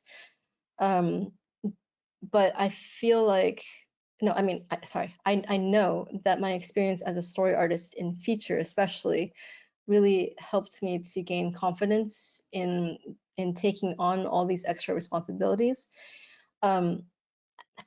However, if I had never learned about about writing and about story structure, I probably would not be as confident with with giving notes and being in these meetings as I am today. So I really do emphasize that if you want to be a good feature story artist, you don't just focus on the technical aspects of storyboarding. Get to know story itself. We call ourselves story artists, and yet there's I think a majority of story artists in feature don't actually know the language of story and writing. And this language is the language that all the directors and the writers and the producers talk. So if you don't talk the same language, it's really hard to communicate and actually understand what these people want. So for me, like I was talking with Andy Kung, I think just a couple of years ago, and he was the one who actually opened my eyes to this. And I was like, God damn it, you're right. So I started taking writing classes.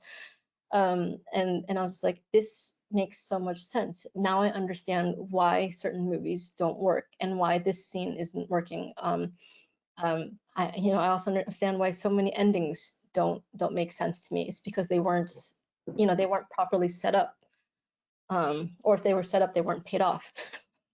there's so many aspects to it. It's really important that you try to do your best to understand all the aspects of filmmaking, so that someday when you're in a lead role, you're not just pretending like you know what you're talking about, but you actually have that sort of North Star to guide you. You know that every single note that you're giving is because you understand the theme of your story and what the journey that your main character is going on, because everything is decided from from those things. So if you don't understand that, you're just going to be shooting in the dark, basically. So I can't emphasize enough, please take writing classes. I know that Brainstorm is also planning on eventually having writing courses. Is that correct? Or maybe I'm wrong. You tell us. I'm just playing. Yeah, no, we it's definitely something that we talked about. So, and we thought it would be, vital, creative writing or writing as it correlates to story and getting into visual development, concept art, like just having a good understanding of story structure. Written story is vital and key. So yeah, it's something we definitely want to get into. When we will get to be determined. I actually have a really good follow-up story to this. Just so you guys know, even though I'm confident now, the very first time that I was asked for my opinion on a character design, I totally freaked the fuck out, and I was like, he should be tall. And the production designer was like, tall. Okay. And I was like, God damn it, I fucking screwed that up. I was like, but now I'm just like, oh no, it's okay. This is this character's backstory. This is their flaws. This is, all that stuff. And so how do we, like take all of those, factors into play, and then play off of stereotypes, right? So I can give much better notes now, but I'm telling you that first note that will haunt me until the day I die, because I was like, he should be tall. Makes sense. I had a real quick side note here, and James, because you know the other side of it too, running a studio like Scribblebad and whatnot, you probably work with quite a bit of cinematics or somebody telling a story.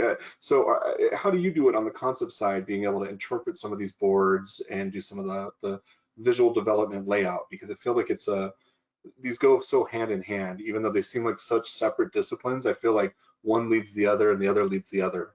So your experiences, James, I working mean, with boards. I think a lot of it comes down to the basic core. As Stephanie, you're kind of talking about that North Star. There's always something kind of guiding it, and it's really important to understand.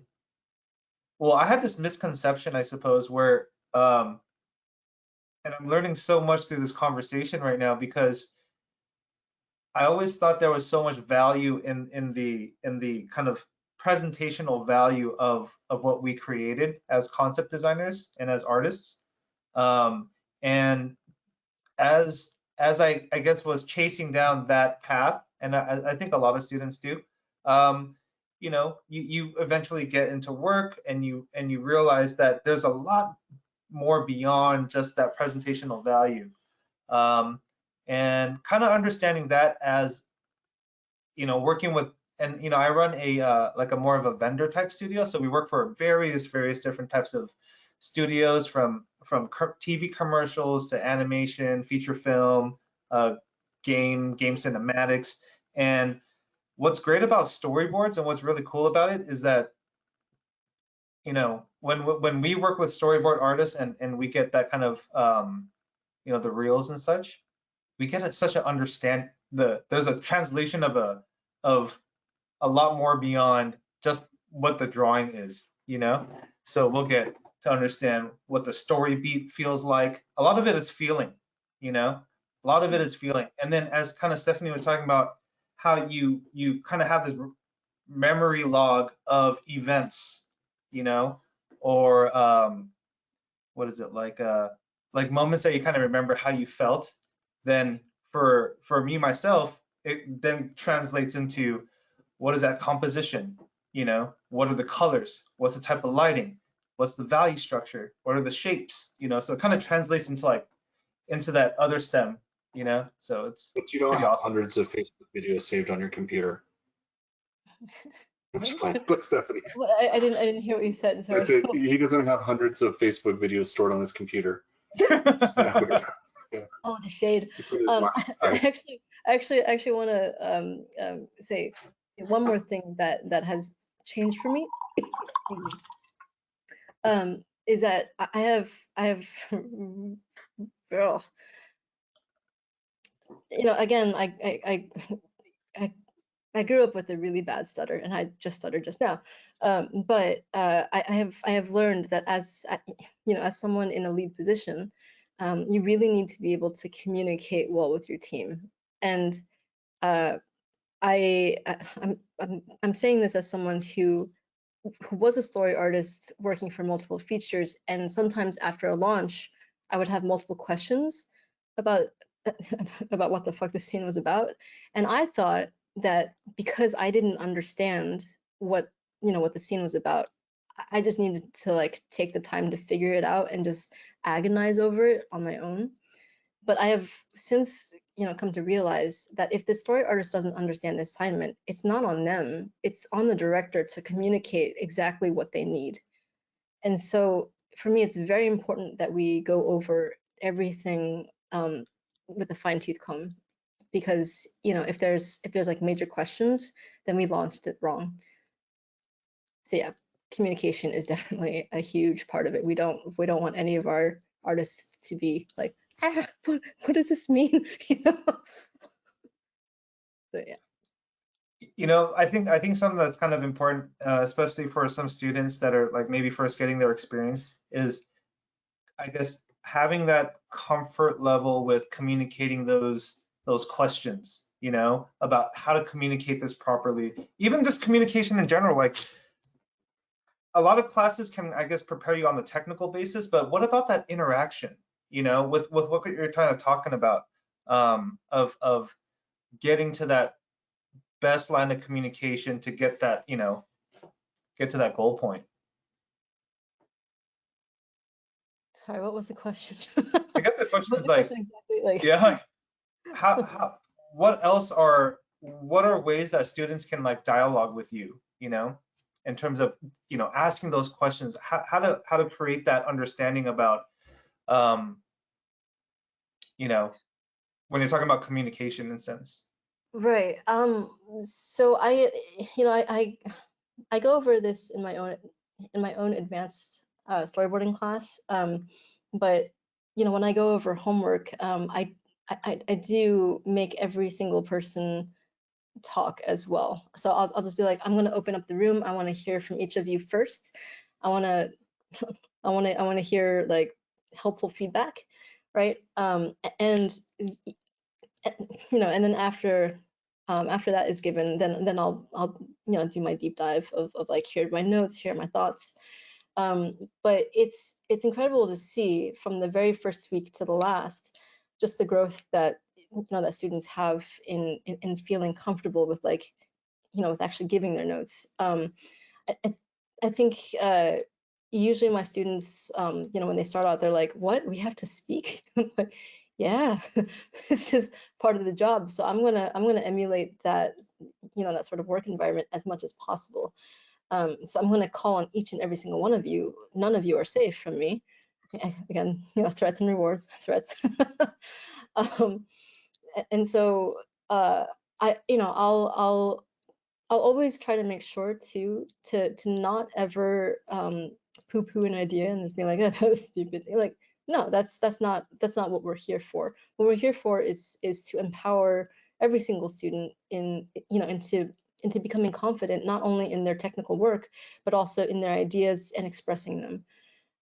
That is just as much that is just as important as being able to do the technical stuff of you know, boarding. Technical question in regards to software for these classes. People want to know, is it like Photoshop? Is it Storyboard Pro? What are you typically recommending students to get involved in? Because I know on our website we say Photoshop, you know, is kind of the go-to tool, but Yeah. yeah. You know, I've been seeing a steady sort of evolution where it started off with Photoshop and now most people storyboard in Storyboard Pro, and that's totally fine with me. And it's fine with me because both Disney and DreamWorks have also started incorporating Storyboard Pro into their pipeline. So Storyboard Pro used to be only good for like TV, but then since a lot of story artists, you know, moved from TV to feature, they're like, I'm more comfortable working in Storyboard Pro. Can we use Storyboard Pro? And so now it's just a mix. I use Photoshop and I also use my iPad. I storyboard on Procreate there because I can just take my iPad anywhere, and I don't like the feeling of my Cintiq because there's that tiny little lag that I'm just like, oh, I hate this feeling. You know what I mean? That little lag, you know that little lag that you get from drawing on the glass. I hate that feeling. But with the iPad, you can get that little like matte screen protector, and it feels like you're drawing on paper, and I just love that. It's like beautiful. Awesome. And then Procreate has the panels too, so you can set up the panels at the bottom. Do it? Well, Yeah, they do. I So think Photoshop does. I'm not sure. Does Procreate Procreate? does, yeah, it does. It's Oh, pages I and don't. panels. I'll show Oh, you. It's I actually, game yeah, changer. I actually don't use that. I just draw in one panel, and then I'll like create a new panel, and I'll just draw in that, and then I'll just like airdrop all of those onto my MacBook Pro. Oh, they have pages where you can just drop the whole book and it'll go as a whole thing. I can show you. It's Please show me. pretty cool. Yeah. I'm constantly learning. But yes, it doesn't really matter what you use. Actually, when I first started boarding, I was using pen and paper, and I would just like scan that in and then upload it into Photoshop. So so long as you can flip through it, it's totally fine. It works. So And so like when you get portfolios, how do normally, I guess, would you prefer them to be presented to you as, either through like a website, like as like a reel, or just like images? That's a great question. To be honest, there are some people who prefer looking at reels, and I was shocked when I heard that, but sure, whatever. But sorry, I just like punched my mic. I hope I didn't hurt your ears. And I'm shocked because it takes so long to get through those reels, because people typically overestimate how much time is needed per panel, and so I think it's just like, oh, we're on this panel for like 10 whole fucking seconds, like move on. So and again, we typically only want to spend about 30 seconds per portfolio. So some people do prefer reels, I guess, because they like to see like what music choice you make. I'm not sure exactly. For me personally, I like it if you're able to make it very easy for me to just click through, because I don't ever read I don't ever read the dialogue. I just look for like, is this cut well? Is this acted well? And I can tell that very, very quickly. So I don't need to like read everything and be like, oh yeah, the person, I know that. I just click through the first 50 panels, and I can do that in maybe like a minute, and then I know. I just already know if it's looking good. for the beats, right? So I'm looking for everything. I'm looking for the cinematography, for the cutting, for the acting. Yeah, and I'm also looking for the draftsmanship. Just sort of, it's like kind of depending on the project that you're on, because like I'm like if you're wanting to work on like Trolls, for example, you don't need to have the same draftsmanship style as someone who's working over at Disney, right, working on Encanto. So yeah, it just depends on like what your style is good for, So- which project. Victor had a question, since we're on the subject of portfolio, and Victor's question: is it important when you submit to big studios a project that you care about, or something that fits more or less what that studio's expectation is? So Disney wants to see Disney, DreamWorks wants to see DreamWorks, or do you do something that you totally care about, like your Dune project to Pixar? Just kidding. But is that like, what would the advice be? Sorry. Actually, I think if I had chosen like a different sort of sequence from Dune that was more character based, it was just like there's a really good scene between father and son, between Duke Leto, or whatever his name is, and Paul Atreides. That would have been a perfectly fine scene to storyboard out, because it's between two characters who are talking, and they are father and son, and they obviously care about each other. And as we know from a lot of these movies, it's a lot about family relationships, right? So that actually would have been a really good sequence to choose. Would you have done that in a Pixar style, like in terms of character sheet, not necessarily the blood with the heart ripping out and stuff like that, right? No. It would be Yeah, so in terms of style, yes, okay, so when I interviewed for Disney you. Feature, I actually asked this. I was like, is there like a house style here? And everyone in that room was like, no, you can draw however you want. And then I started working there. I was like, no, there's definitely a house style. Yeah, so I would like if you're really into subtle dramatic acting, I would go for a place like Disney.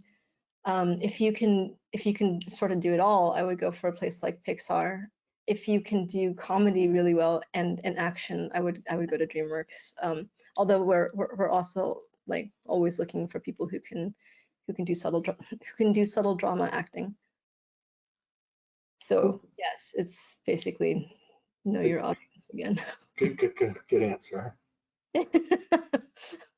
A little bit complicated because there's no one set style that you can use. But yeah, I would look up all the story artists who are currently working at that studio and just see how they draw, because that will give you a really good idea of what that studio is currently looking for.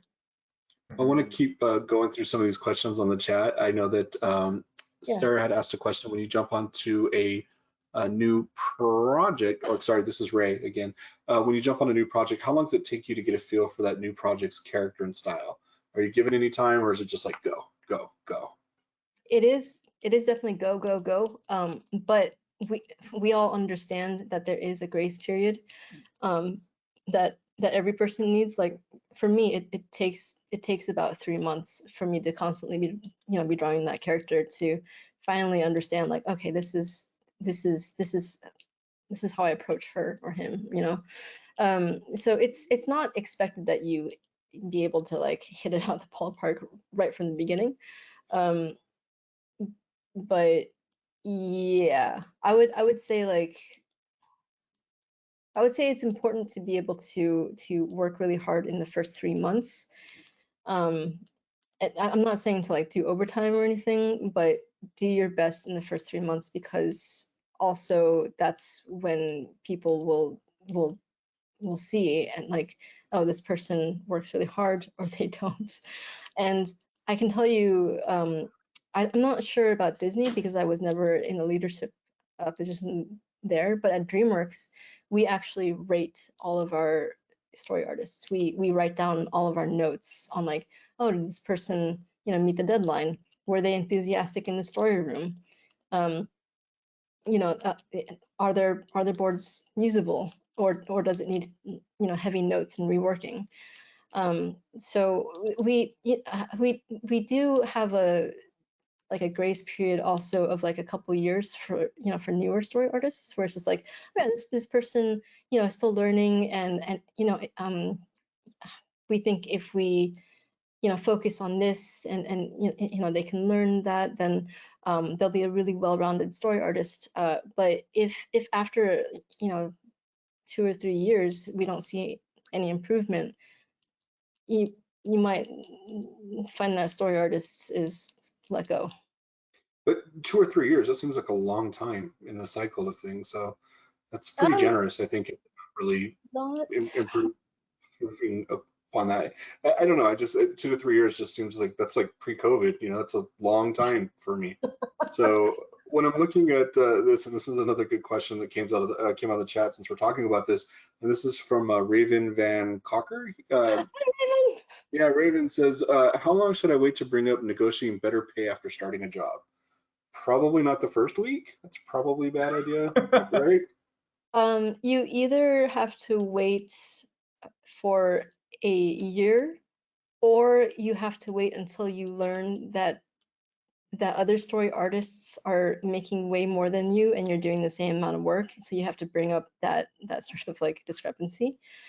Or you get an offer from another studio and you're willing to walk. So those are the only 3 times that you're able to negotiate.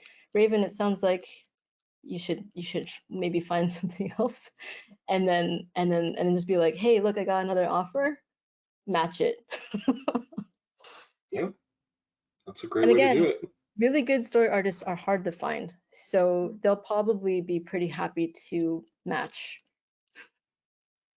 an offer. Cool. Diana had a question, and this is when you were running your story development class like you're going to do in the fall with us.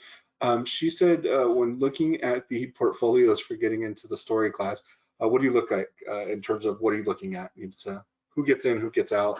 I know that you review every single portfolio that every single student applies, and I hound you for that, so I thank you for doing that. But I know you go through every single one of them, and you'd put 20 students in your class if you could give them all the same attention. Your class is a little bit different because you do the 6 hours a week thing, but what are you looking for with your story development? I do 10 hours a week.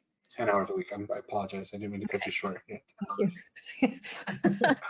you. Okay, so for my class, I don't actually do that speed read through of boards, because what I want to see is that the story artist also has a sense of like, storytelling. Can this person make me care about the main character?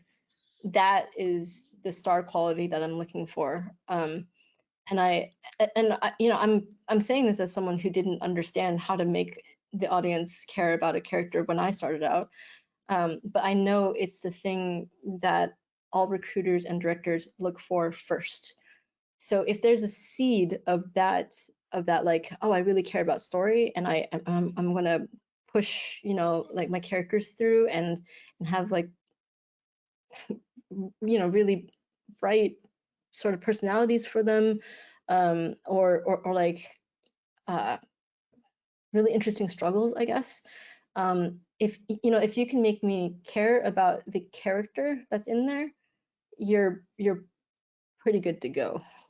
Because again, I'm seeing a lot of technical things where it's like dark and gritty, or it's like action, and there's no character development. There's no relationships, and for me, I'm just like, I think this person is focused too much on the technical side, and what I need to see is that they also care about story. I can take that spark and turn it into a flame, just like in that my shot. But yeah, this is the thing that actually makes portfolios stand out, right? Is like, if you can make us care, then you're golden. So spark to flame. Yeah, it's not so much technical ability. Like, if I was to compare two people who had, roughly the same technical ability, I would always choose the person who was able to make me care about their character over someone who is just like trying to show off, their cinematography, which again is something I did, very early on. I was like, oh, cinematography, but now I know a lot better. So there's a question about, spark to flame, and it's the opposite side of that. It's burnout and art block. So I feel like with the amount of drawing and sometimes, getting on a project you don't necessarily care about, and but you got to pay the bills, and you're boarding on this project or whatever. How do you get through that burnout or even art block per se? How do you get through it? Yeah, like what's some good advice for somebody who's dealing with it? That's what Timothy Sam wants to know.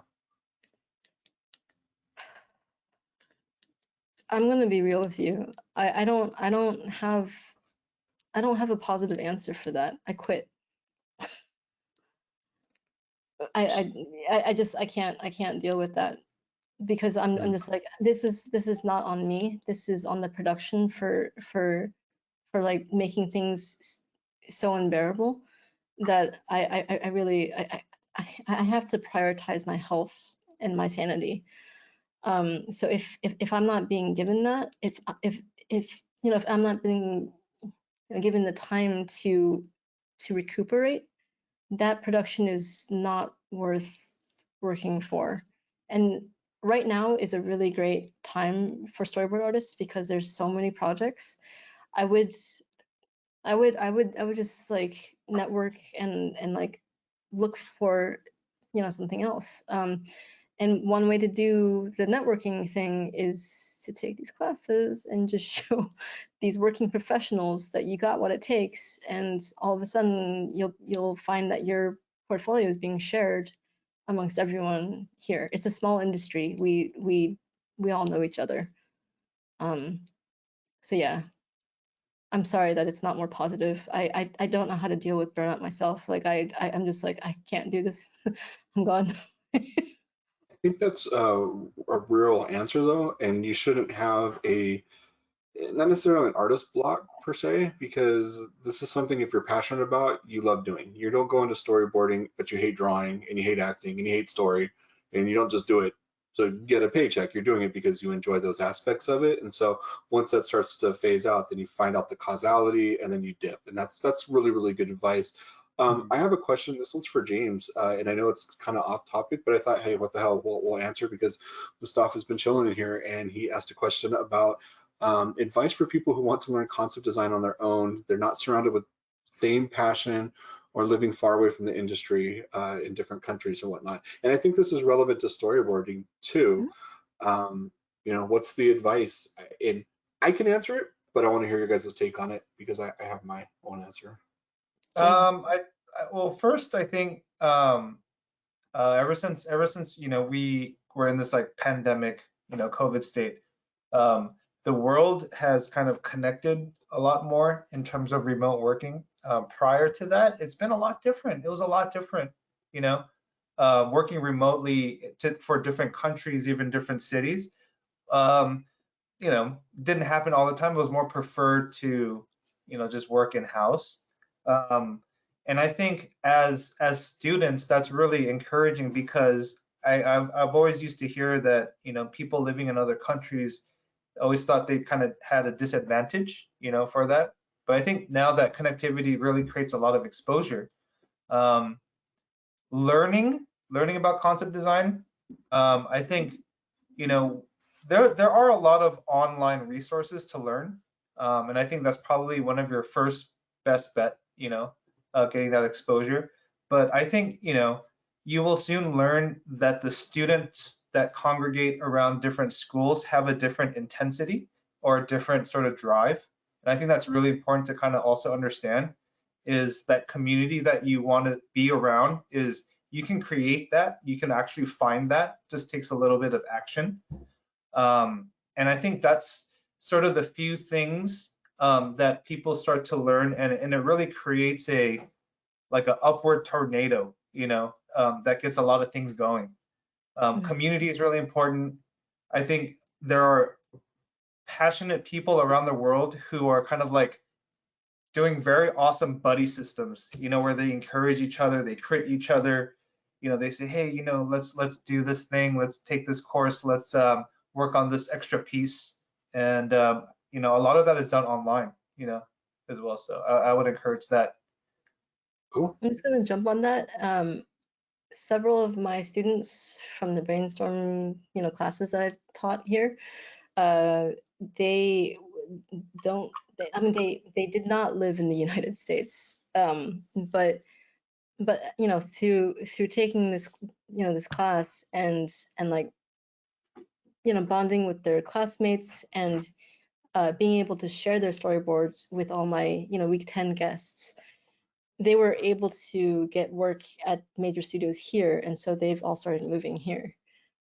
So if you are feeling alone in your community, and you know, there's not many other artists around you that you can share that sort of passion. I also agree with James, like, you know, having this community here at a school like this is probably your best chance at meeting people who are just as passionate as you.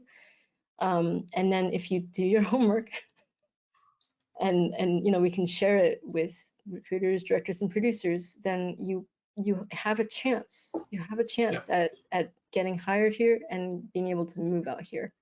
And I'm gonna be real, like I'm old as dirt, and when I go back to like when I was going to school, like we didn't have an option. So if the pandemic happened, like we would have been screwed because, you know, the internet wasn't there, there was no connectivity. But like here, I'm able to talk to everybody here real time, and we're able to interface like that because the infrastructure and the technology is there. So it's a beautiful time to be alive and tap into that.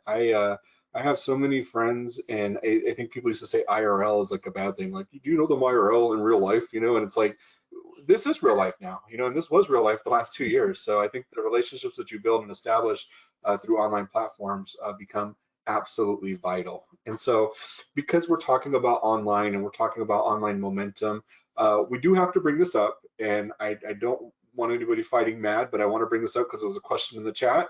And Sylvester says, what are your thoughts on the new deal for animation, and what should upcoming storyboard artists be aware of or on the lookout for? And that's such a important topic right now, and I feel like we just couldn't not bring it up. And I don't want, you know, you to feel obligated, but I mean, I think you should address it, you know, and address some of the things that you've noticed, you know, in the industry, and some artists that are transitioning into the industry could be aware of. Yes, my I am totally with the New Deal for animation movement. Of course I am, because, you know, again, storyboard artists do wear a lot of hats, especially in TV. They wear too many hats now. You know, besides storyboarding, they might do character design. They have to do layout. They have to animate things out. They have to time things on their own. They have to cut the dialogue and sometimes and sometimes music, right? And all of this on tighter schedules and with the same amount of pay that we've seen for the last, I think the number was like 20 years. And that's just really not cool. And that can definitely, you know, lead to burnout. I know that some studios and some projects are very cognizant of this, and they are doing their best to you know, to once again expand the schedule, and to pay more, and to have the storyboard artists only focus on storyboarding. However, it's not every single studio, of course. So things to be cognizant of. I think the number one thing that we can all do is just be in solidarity with each other. Refuse to do the extra work. Let the producers fucking figure it out for themselves. Oh, we need to hire these people back. We need to hire like layout artists back. We need to have, you know, timers come back. If we all collectively put pressure on, you know, on the studio that like, hey, we can't do everything for so little pay and like so little time, they have no choice but to listen. You know, if the work isn't getting done and we're not doing it together, that's showing solidarity. We have one job and one job only. It should have been like that for years. So yeah, fuck the system. Cool. Yeah. James, I love your I love your smile. That's awesome. I'm just going through these questions and trying to string them together so there's some sort of logic as they're flowing together. Sarah does ask a question about all of your ideas. You alluded to them earlier in a notebook, but she wants to know, do you just keep them in your mind or do you write them down? And Oh, I write them down because I have the goldfish memory thing, you know. Seriously, like if I don't write it down within 3 seconds, I'm like, fuck, what was I thinking? So I have a pen and paper with me all the time, and as you can see, I've got a shit ton of notebooks everywhere. Okay, yeah, 'cause notebooks. I don't know how to work my camera. that's okay. We see notebooks. Perfect. Yeah, there you go. That's just the tip of the iceberg. What about like work-life balance? That's another good question that somebody asked. I'm so glad you asked this because my own first like mentor taught all of his students that it's really important to work as hard as possible and to not really like live a life, not ever post on Instagram because it shows, you know, studios that you're not serious, which was a bad prediction because now studios, you know, the first thing they do is find someone on Instagram and see what they posted. I developed really bad anxiety and insomnia because no one told me that it was very important to maintain my brain. So I felt guilty about taking breaks. I felt guilty about procrastinating sometimes, you know. I would actually sleep at the studio. I had a fucking, what's it called, like a sleeping bag under my desk. I did all that and I was like, this is all to help my, you know, my career and blah blah blah. But I highly do not recommend that because it's a feedback loop. It's a really vicious, you know, cycle.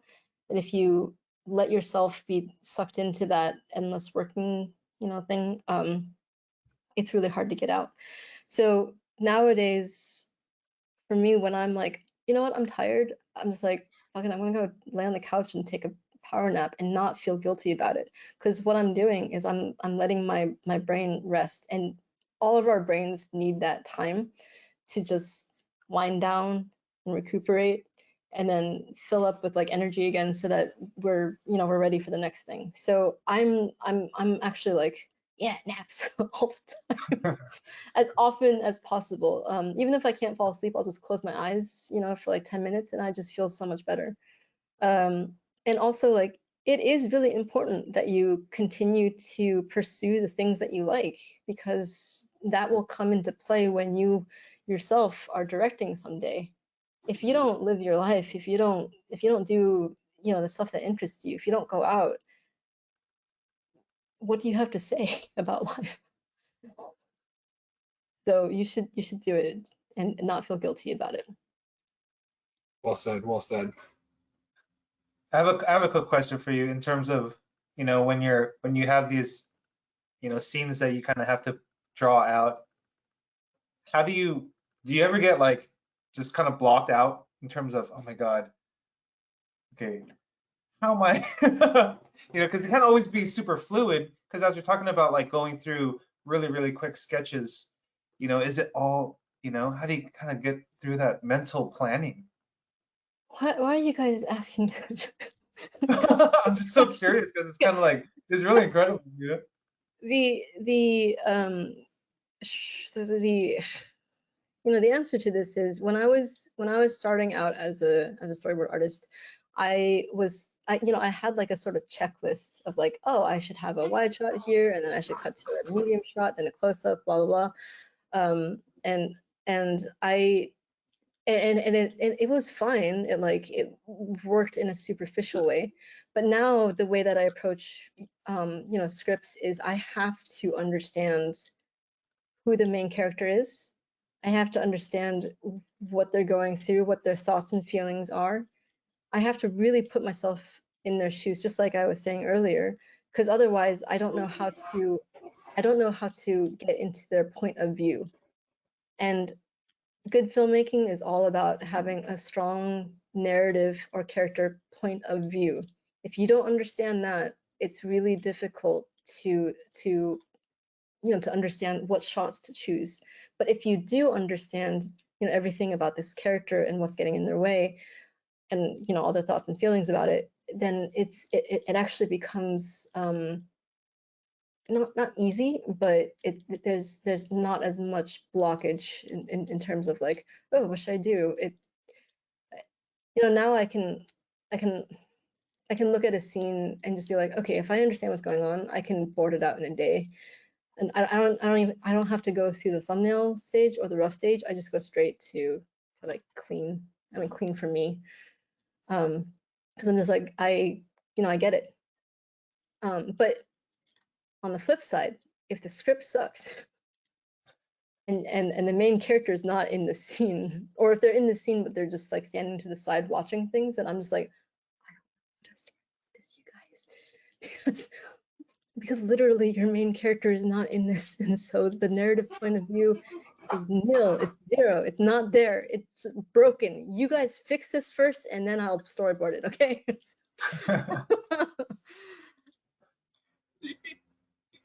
Oh, well, I was gonna say, like, you had shared with me like personal experiences before where maybe you were on a project and the director didn't see it a certain way, or there was a producer that wanted it a certain way, and you being caring about story, there was recently we just had this conversation not too long ago. There was a project and there was a film and somebody just didn't get it, but you had to help them get it, as the story artist. And I don't remember if you remember having this conversation with me, but yeah, you totally did. I don't mean to throw people under the bus, but you said it was just one of those things where you really wanted them to understand like why this. And it was one of the movies that I think we had talked about, one of the dragon movies. We were talking about it. Do you remember? And you're like, this is the worst one because of this. And like, you love Mitchell's and the Machines. Remember we were talking about that, like Mitchell's versus the Machine, and your love for that movie. I have a lot to say about Mitchell's versus I know you do. I know you do.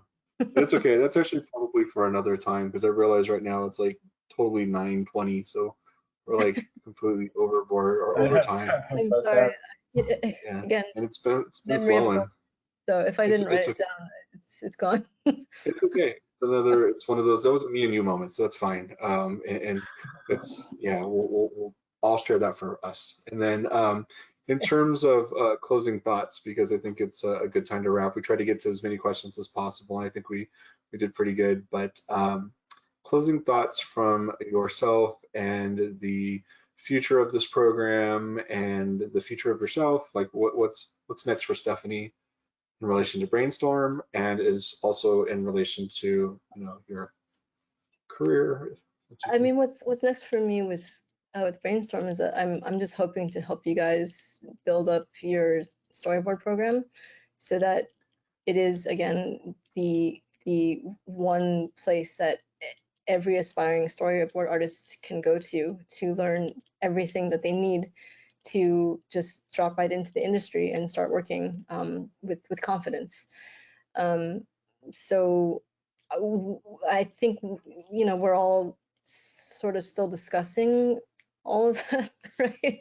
Like it's a kind of work in progress right now, but I'm doing this because again I'm so fucking bored of seeing the same mainstream movies over and over again that it's very sad for me to watch a lot of these movies and just like I feel nothing. I feel I'm just my heart is unmoved, and I hate that feeling. So my hope is that we are able to build up this program so it's not just about storyboarding, but it's about creating filmmakers who will someday be confident in becoming directors or showrunners or like creators themselves. It's not just about the technical aspects of storyboarding. It's about all of you finding your voice and the stories that you want to tell, and then you having the tools to do that because of this school. Awesome.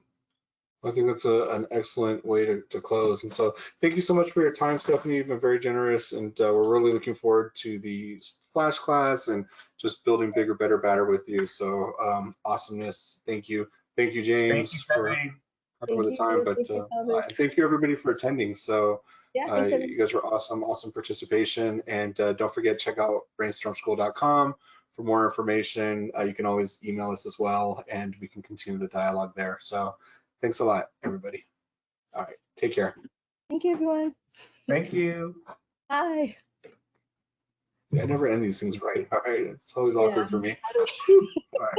Okay, bye. Bye.